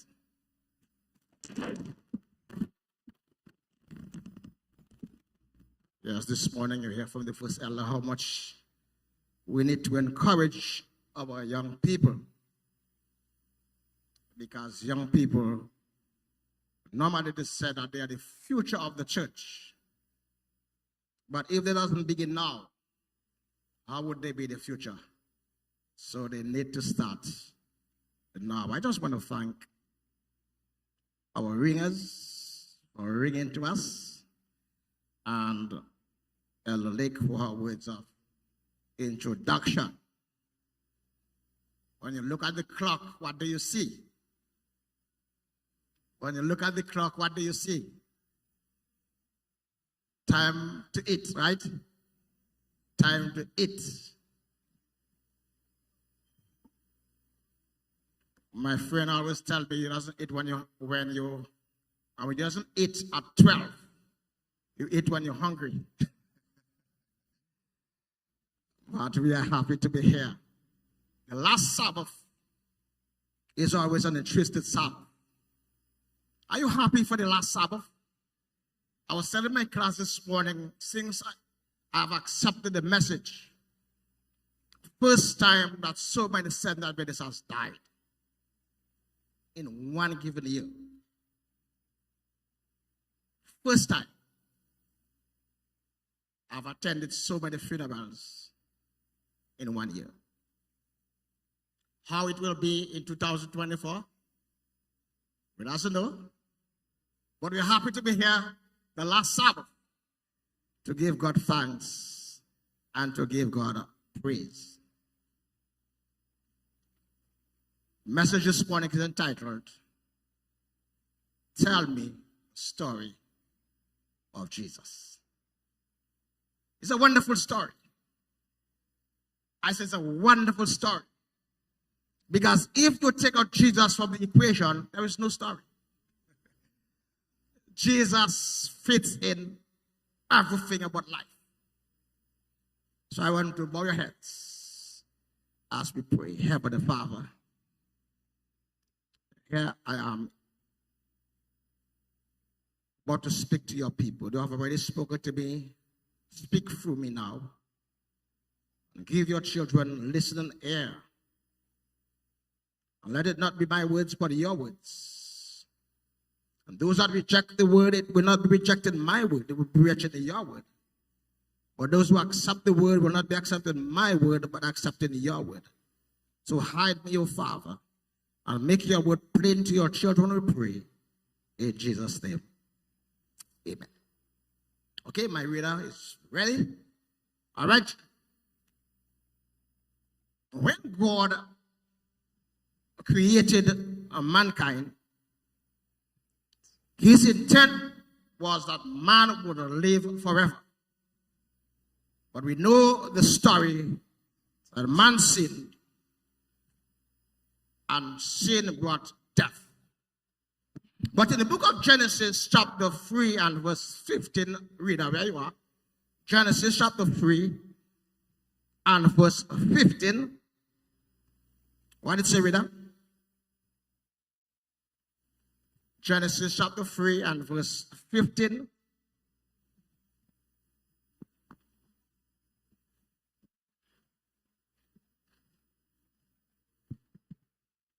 Okay, Genesis 3 and verse 15. As you follow with the reader, she's coming. We need to understand how the story of Jesus began. Remember Jesus, the Bible said Jesus was a lamb slain from the foundation of the world. Am I talking truth? He was slain from the foundation of the world. When Satan deceived man, or even before man was deceived, God had a plan to save man. I say, even before man disobeyed God, God had a plan that if man would disobey, that he would save man. And Genesis 3 and verse 15, read, are you here? Talk to me. And I will put enmity between thee and the woman, and between thy seed and her seed. It shall bruise thy head, and thou shalt bruise his heel. All right, when you look at Genesis 3 and verse 15, that God had a plan to defeat the plan of the enemy. Because the purpose for the enemy is that a man would be straight, a man would stray from God and live in sin forever. But God's plan is that by sending his son would bring back man to God. Because the Bible said that sin has separated man from God. Am I talking truth? Sin has separated us from God. But when the plan was made or the promise was given in Genesis 3 and verse 15, that Jesus would come in the flesh. I say in the flesh. So that he would defeat the purpose of the enemy and free us from slavery. What a plan, my brothers and sisters. So in the book of Isaiah, chapter 9 and verse 6, Isaiah, chapter 9 and verse 6, Isaiah, chapter 9 and verse 6, read out what it says. For unto us a child is born, unto us a son is given, and the government shall be upon him, upon his shoulder, and his name shall be called Wonderful, Counselor, the Mighty God, the Everlasting Father, the Prince of Peace. When you understand the prophecy of Isaiah, Jesus, the creator of the world, would be born as a child. Can you imagine? The creator of the world would come in time as a babe so that you and I say you and I, would be brought back to the Father because sin has separated us. But now the Bible said that unto us a son is given, a child has to be born, and imagine that God would make himself so small to fit in a woman's womb. What a God! What a God! Huge God! Now have to make himself small to become one of us. But the promise was given, and the New Testament is a fulfillment of the promises that were made in the Old Testament. And he would be called Wonderful Counselor, Prince of Peace, the Everlasting Father. What a title. When we understand who Jesus is, we need to understand that it's a story behind who Jesus is. Wonderful story. In the book of Matthew chapter 1 verse 20 to 23, what it says, read it. But while he thought on these things, behold, the angel of the Lord appeared unto him in a dream, saying, Joseph, thou son of David, fear not to take unto thee Mary, thy wife, for that which is conceived in her is of the Holy Ghost. And she shall bring forth a son, and thou shalt call him his name Jesus, for he shall save his people from their sins. Now, all this was done, that it might be fulfilled which was spoken of the Lord by the prophet, saying, Behold, a virgin shall be with child, and shall bring forth a son, and they shall call his name Emmanuel, which being interpreted is God with us. God with us. I said, God with us. So in spite of the seed of Adam and Eve, God hadn't abandoned us. He promised that Jesus would come as a babe, meaning that God with us. So when you walk God is with you. When you talk, God is with you. When you sleep, God is with you, because He is a mighty God. You are never alone. Can you imagine if God leave us alone in the hands of Satan? What havoc Satan would do with us. But the Bible says that Jesus is God with us. What a promise that you are not alone. Wherever you go, that God is with you, and a virgin shall conceive. What a miracle. Can you imagine Mary minding her own business, and the voice came to her and said, Mary, what a surprise. Can you imagine a young lady never had an opportunity to have sex? But now God is saying that what is in you is of the Holy Spirit. And Joseph was totally confused. So God had to speak to Joseph and said, don't be afraid. Don't put her away, because this is my business. I said, this is my business. And when it's God's business, it's a good business. I said, when it's God's business, it's a good business. Can you imagine in those days? Baby belly start coming up. You know, bad news spread fast. You know, bad news spread fast. Can you imagine? Engaged to be married. All of a sudden, your belly start going up. People start talking. I said, people start talking. When they go to church, people start talking. Am I saying something wrong? Am I saying something wrong? Who is the father? Out of wedlock. God said that it's of me. It's of the Holy Spirit. So don't put her away. What a God.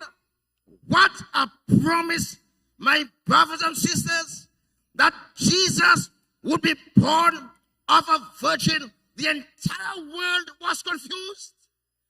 It was the very first time that a virgin would make a child. Can you imagine? Doctors was confused. Nurses was confused. Hospitals was confused. What is really happening? But our God is a God of miracles. I said, our God is a God of miracles. Luke chapter 2, 1 to 20. Luke chapter 2, 1 to 20. Read what it says. And it reads, And it came to pass in those days that there went out a decree from Caesar Augustus that all the world should be taxed. And this taxing was first made when Cyrenius was governor of Syria. And all went to be taxed, every one into his own city. And Joseph also went up from Galilee, out of the city of Nazareth, into Judea, unto the city of David, which is called Bethlehem, because he was of the house and lineage of David, to be taxed with Mary, his espoused wife, being great with child. And so it was that while they were there, the days were accomplished that she should be delivered. And she brought forth her firstborn son, and wrapped him in swaddling clothes, and laid him in a manger, because there was no room for them in the inn. And there were in that same country shepherds abiding in the field, keeping watch over their flock by night. And lo, the angel of the Lord came upon them, and the glory of the Lord shone around them, about them. And they were sore afraid. And the angel said unto them, Fear not, for behold, I bring you good tidings of great joy, which shall be to all people. For unto you is born this day in the city of David a Savior, which is Christ the Lord. And this shall be a sign unto you. Ye shall find the babe wrapped in swaddling clothes, laying in a manger. And suddenly there was with the angel a multitude of heavenly hosts, praising God and saying, Glory to God in the highest, and on earth peace, good will toward men. And it came to pass, as the angels were gone away from them into heaven, the shepherds said one to another, Let us now go, even unto Bethlehem, and see this thing which is come to pass, which the Lord has made known unto us. And they came with haste, and found Mary and Joseph and the babe laying in a manger. And when they had seen it, they made known abroad the saying which was told them concerning this child. And all they that heard it wondered at those things which were told them by the shepherds. But Mary kept all these things and pondered them in her heart. And the shepherds returned, glorifying and praising God for all the things that they had heard and seen, as it was told unto them. What's a prophecy? That Jesus be born of a virgin. But how would he be born? When the time came, everybody had to be taxed. Look at God. Look at how God is working. I mean, God is a marvelous God. And everything is lined up to be fulfilled exactly how God wants it. Because God never make a mistake. And the Bible tells us that when the nation had to be taxed, and God called Joseph, that he had to take his wife, his exposed wife, and move. And that time the child had to be born. And the shepherds were there minding the sheep. And the angel came with good news. I said the angel came with good news because the arrival of Jesus brings good news. Because remember earlier we said that man was separated from God. But now Jesus is coming to bring back man to God. And the Bible said the angel guided them through the star. And when they came, they worshiped the baby. And not only worship, but understanding God. The God of the universe has to be born in a manger. Can you understand that the God that made that vast planet has to be born among cows and goats and horses? You and I, when we were born, brought to the hospital, well treated. But now, the Savior of the world, the Creator of the world, has to be born in a manger. I want you to think about it. How much God means to you. That the Bible said that he is rich in everything. The entire world belonged to him. But yet, there was no room in the inn for the Savior to be born. And the understanding that the good news is a joy to the world. When you understand what Christmas means, it's a time of giving. It's a time of celebration. Understanding what Christmas means. You see, a lot of times we think about the 25th of December because we are going to receiving gifts. Am I talking truth? We are going to be receiving gifts. But whose birthday it is? When Christmas comes, whose birthday it is?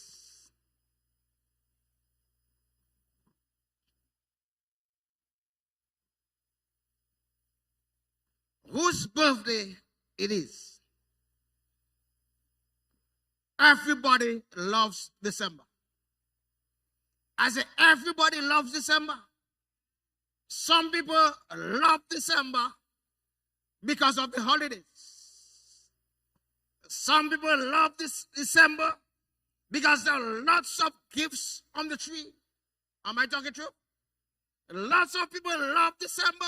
It's a time when they change the curtains, they change the fridge, they change the stove, they change the bed, they change the sheet, they change everything. Am I talking truth? Am I talking truth? It's a time when you go by the garbage bin, you see everything, new things, old things, the people are throwing things. Because it's Christmas time. Am I talking the truth? Because Christmas time is a time of giving. But the Bible says it's better to do what? To give than to receive. It's a time to give. Am I talking truth? Who is receiving at Christmas time? Who is receiving at Christmas time? Most of the times, the poor is forgotten. Am I talking truth? Most of the times, the poor is forgotten. Good afternoon, sister. How are you doing? I am fine, thank you. We are here on God's business. We come to give God good news of salvation, that God loves you. This is the reason for here today. That's why we are here, to give you hope. Don't give up, my dear. Don't give up. I will not give up because the Lord has done everything for me. So now is the time I have to shout it out and say hallelujah. Thank you, Jesus. Everything, give thanks. Oh, yes. Give thanks, my dear. Give thanks. Oh, yes. Good evening, my sister. Hi, how are you? Hi, good evening. How are you? I'm doing well, and how are you? I am not so well. I am not so good. What is the problem? I just can't live this life no more. This life is hard. This life is hard. I don't have enough for me and my family. I just can't take this life no more. I was in church. I left church. I just can't. I can't. It's too hard. It's too hard. It's impossible to keep on living this life. It's just hard. I'm going to give up. I'm here to invite you back to the Lord. We have a special service coming up, and I'm here to invite you to come, and you will receive a blessing. I done. If church, I'm not coming back to church. I done. I had enough of this church and these people in church. I can't take these people in, hypocrite people in church. Listen to me, my dear. No matter what anybody has done unto you, but remember that Christ is faithful. He promised he'll never leave you and he'll never forsake you. Look, I have a small token I bring for you. The final hope. And I hope when you read it, you'll get encouragement and you will come back to church. Okay, I'll think about it. I'll read it. Thank you. Good afternoon. How are you all doing? We are not doing well. Oh, we are here to bring comfort and hope to you. No matter the road is rough and rugged, God is able. He is able. We will be back. Hold on, my dear sister. Hold on. My children are hungry. What am I going to give them to eat? Oh, so sorry to hear that. We are going and we will be back. You can rest assured that we'll bring joy and happiness to you. In the meantime, just hold on to this and we will be back. We will be back.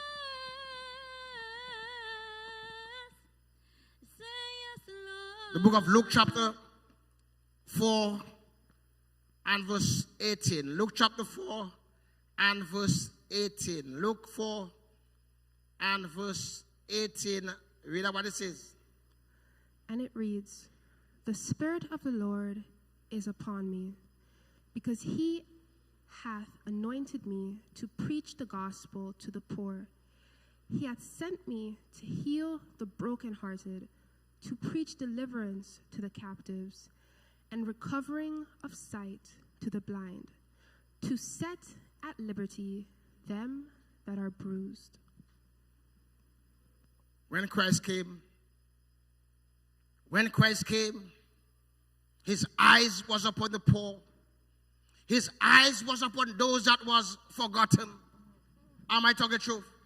He met the needs. The Bible says he had compassion on the multitude, and he invited them to come to the Father.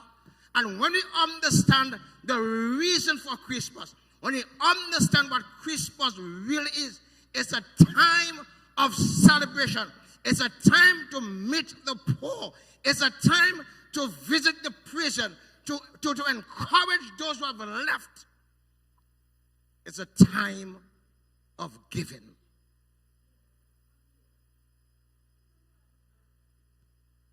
And I'm here. I told you I'll be back. We went and we prepared everything for you. You have nothing to worry about. We have nothing to worry about. Hold on, my dear. I tell you, the time will come. Don't worry. After this, come see me and everything is prepared for you. I am back, my lady.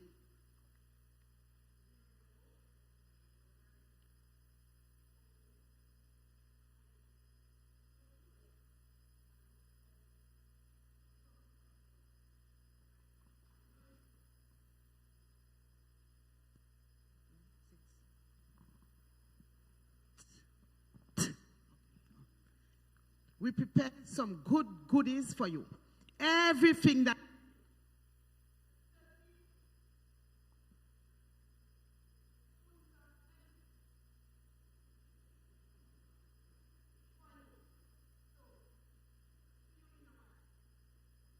my dear sister, don't give up. We've heard your cry. We've seen your need. And we went and we do everything for you. Everything is paid for. Everything is prepared. You have nothing to worry again. There is hope. Hold on to God's unchanging hand. Don't let go. Don't let go. Cry out to God, and he will bring relief and joy to you. You have nothing to worry about, and after church, you will come. Everything is prepared. You won't regret it. See you after church. Yes, that is the mission of Jesus Christ. That's what Christmas means. Christmas means looking for those who are less fortunate, looking for those who have been abandoned, looking for those that are in need. The things that we receive during Christmas, do we really need it? The expense that we engage during Christmas, do we need to spend that amount of money? What about the poor? What about the needy? What about the prostitutes? What about the drunkards, the drug addicts? What about them? Lots of food prepared for Christmas. Some of us has food thrown in the garbage. Am I talking truth? Am I talking truth? Sometimes we don't know what to do with food and drinks. What about our neighbors? Have you ever considered your neighbor? The Bible said that when Jesus came, he mingled with them. He solved their needs. He encouraged them. And then he bade them, follow me. Lots of times what we want to do is, during crusade time, go and look for people and say, I invite you to the crusade. What about when they need? What about when they are in need? Where are we? Christmas is a wonderful time to celebrate. But God said, when you have a party, forget those that have, and invite those that doesn't have. That's what Christmas means. That's why Jesus came. He He came to look for the poor because the poor was abandoned. The woman that was caught in adultery, she was waited to be stoned. Jesus looked for her in the rubbles of time. Mary Magdalene, she invited herself to the party. And those that were there said, where are you going? You were not invited. But the Bible said that the liquor that she had collected for months and years. No one else washes feet. But Mary,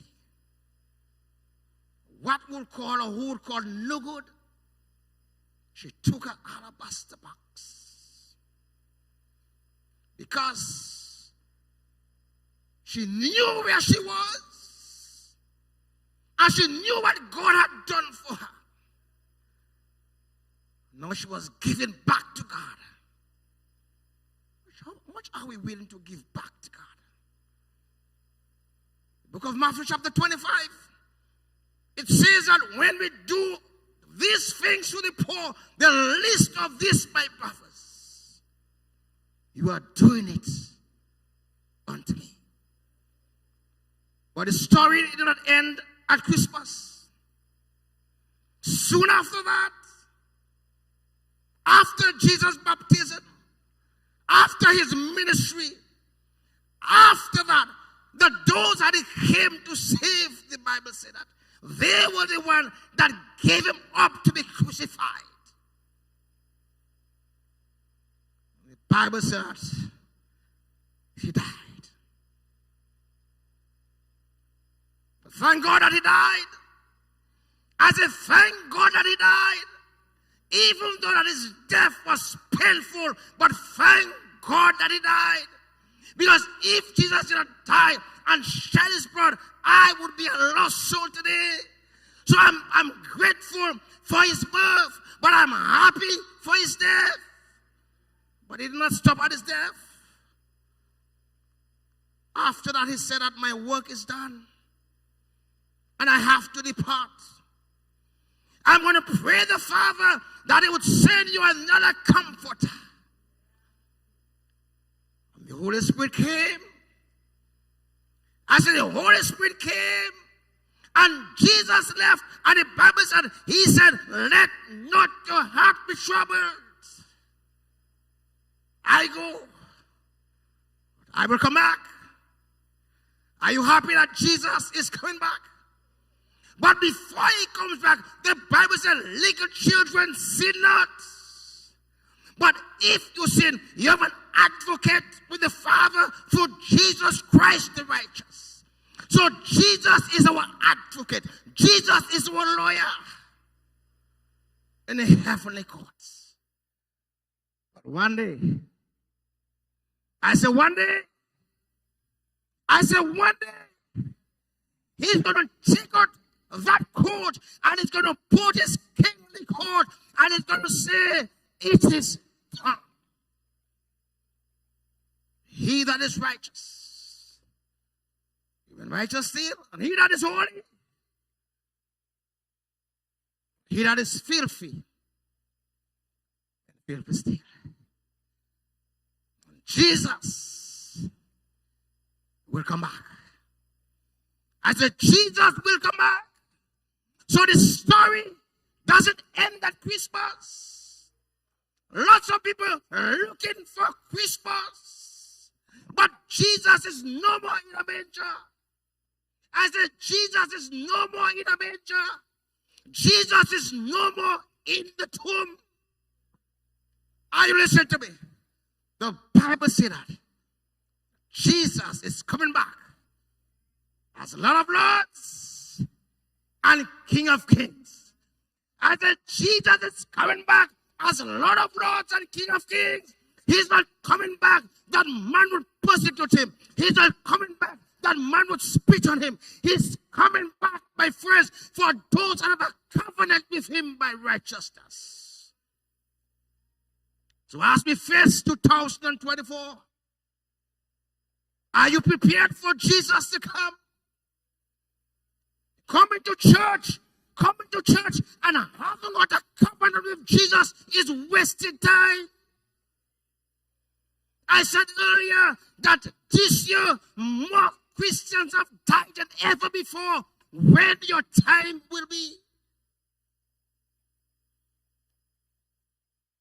Nowadays we don't have time for the ambulance to come.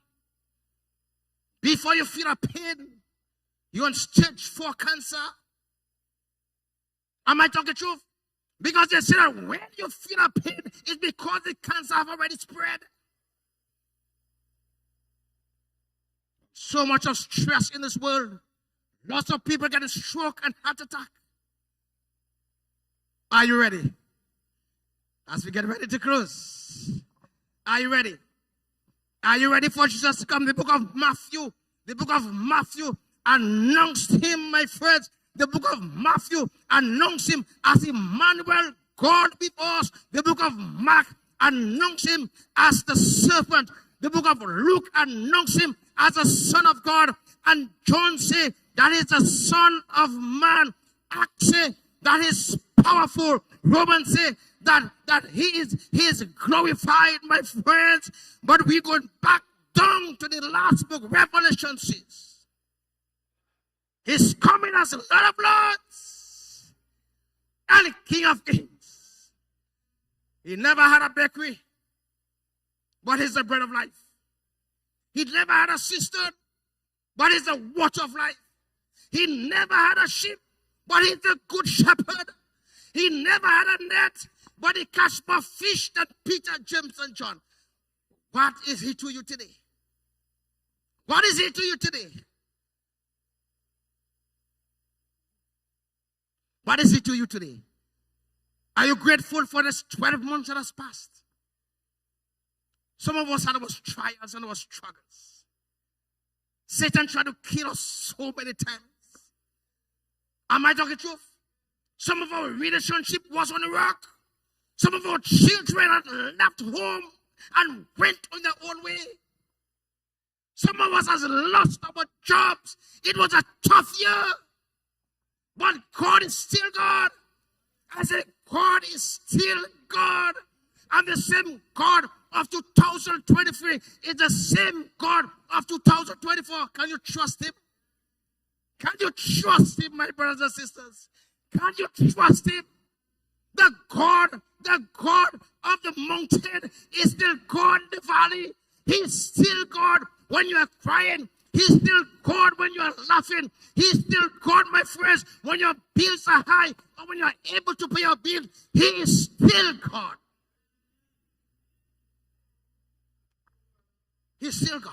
His heart was broken. So are you grateful? Mine was mended. We have sinned. I have sinned and messed up. Now I am clean. And all of us have sinned. But Jesus took your place. I said, Jesus took your place. And he took my place. And if you are grateful for Jesus taking your place, I would ask you to please stand. If you are grateful for Jesus taking your place, I want you to please stand. Can you imagine his life for mine? His life for mine. I mean, his life for mine. How can it ever be that God, my friends, would come down and die for a sinner just like me? His life for mine. To save a wretch like me and a wretch like you, my friends. One love divine. One love divine. And he gave his life for your life, my friends. His scars of suffering brought me healing. You're supposed to die. We were supposed to die in 2023. But Jesus paid the price. I said, Jesus paid the price. He pleaded for the Father on your behalf. And he said, Father, my blood is sufficient. Father, give them another chance. And here we are today. His life for mine. His life for mine. His life for mine. How can it ever be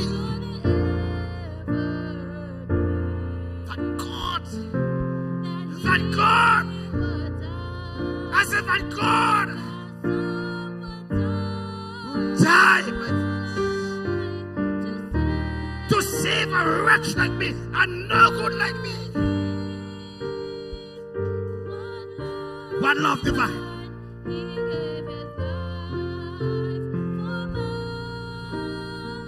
Before the next stanza, we're going to close right now. You want to be a blessing to somebody. Yes, Christmas has passed. Christmas has passed. But you want to be a blessing to somebody. Because Marcia would know that place in Dominica. She's from there. I just came from that missionary trip there. They are called the forgotten people. 15 of us left our homes, go down there in that territory. People living down in the valley. No lights, no water. And you have to go down in slippery areas. Those in Miami, can you imagine? They said this trip have changed their life forever. They have everything they need. But now when they understand what poverty is, they say, now I can appreciate what life really is. Met a man, no legs, no legs. His wife has stage 4 cancer. No one can help them. They cannot help each other. And when we enter in that home, we start crying. Tears, my friends. It was a sacrifice. The missionary trip is something that sometimes we just say, people go in there. That group spent over $40,000 to help these people. They had a wheelchair, they had beds, they had food, they had pampers, they had everything that you can think of. They said, what is money? Jesus didn't die for money. Jesus died for people. For people. What about your neighbor? While our bank books may be thick, what about your neighbor? While we might be driving a nice car, what about our neighbor? We were on death row, ready to die. Jesus left the splendors of heaven. He thought about you. Can you imagine how special you are? These poor people are special, you know. These poor people means a lot to God. Because we were in slavery. Jesus came to rescue us. Are you willing in 2024 to help somebody? We have been going to Panama for over 7 years. And this year, I haven't even talked to Maggie about it. God spoke to me. And this year, Panama trip is going to be different. That's year 2024. I've seen we're going to Panama. I'm not saying we're not going to shop because this is what Panama is. But when you think about Panama, you think about poverty. Am I talking truth? You talk about poverty. And I believe that the Sabbath afternoon, we're going to hit the streets of Panama and help some people. Not about money, not about buying things. Jesus died for people, not for things. We're going to close. Last stanza, and Ella, come pray for us. His life for mine. Are you appreciative? You want to say, Lord, remember me. I want to help somebody in 2024. I want you to come. If you mean that you're going to help somebody in 2024, I want you to come. God will make a way. I mean, you might say, I have nothing. God will make a way. I mean, God will make a way. If you say, Lord, I want to help somebody, God is going to put the finance in place. He's going to put something in place that you can help somebody. His life for mine. His life for mine. How can it ever be that Jesus would leave the splendors of heaven and come and save a wretch like me? How can it ever be? How can it ever be? Lots of poverty in that country. And we might be having a good lunch.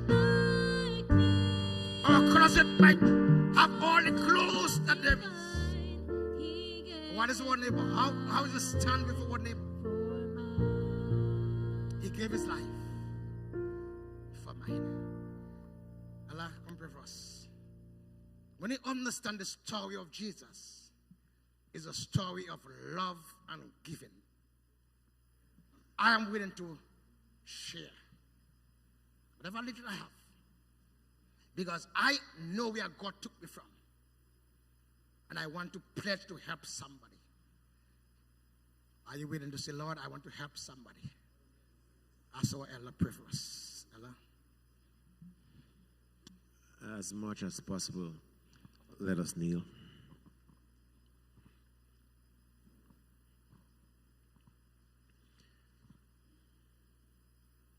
Our loving Father, we are so thankful this day, this Sabbath. We are grateful for the message, reminding us that how God so loved the world that he gave his only Son. Love was expressed in giving up heaven so that we can gain heaven. We are thankful for your messenger and the way that he articulated or brought the message forth so clearly. So, Father, we just want to say thank you for Jesus today. You gave your most treasured Son, oh God. We did not deserve him. We did not deserve that gift, but you gave him anyhow. So today we are thankful that you have made it possible that we can connect with you through Jesus. We give our lives, we give our hearts completely and totally to you. And we want to express our love for you by just saying and declaring today, Lord, that we will follow you come what may. We want to express our love for you, oh God, by giving of our earnings, by giving of our treasures, so that other men and women can be blessed. There are those who have come today who have not yet accepted Jesus as their personal Savior. We want to pray that you will speak to their hearts, oh God, and that before they walk through this door, they will commit themselves to you. We are thankful for those who have come recommitting and reconnecting their lives to you, oh God. We recognize that we are living in the last days, and we recognize that things will not be better in 2024. We know that disasters will increase with intensity and frequency. We know that the economy will continue to go on a downward spiral. We know that sickness will continue to visit us. But we know that Jesus is our friend and that Jesus saves. So in spite of what 2024 have in store, we know that we can face it with Jesus by our side. Hold our hands, oh Father. Blind our eyes from the things of the world, that we will look full in your wonderful face and behold your glory. I pray, oh God, that we will so desire to live with you each day, that others may see Jesus in us and may come to call you blessed. We are thankful that you have promised to come back. You have promised to put an end to sin, to put an end to sickness. You have promised to put an end to suffering and usher in a new kingdom wherein dwells righteousness. And so we look forward by faith to that day when Jesus will come. And all these things we experience in this life would be a thing of the past. We just ask that you will hold our hands and that you will help us to remain faithful and true to you until we see you for ourselves. In Jesus' name, amen. Amen. And amen. Amen. Praise God.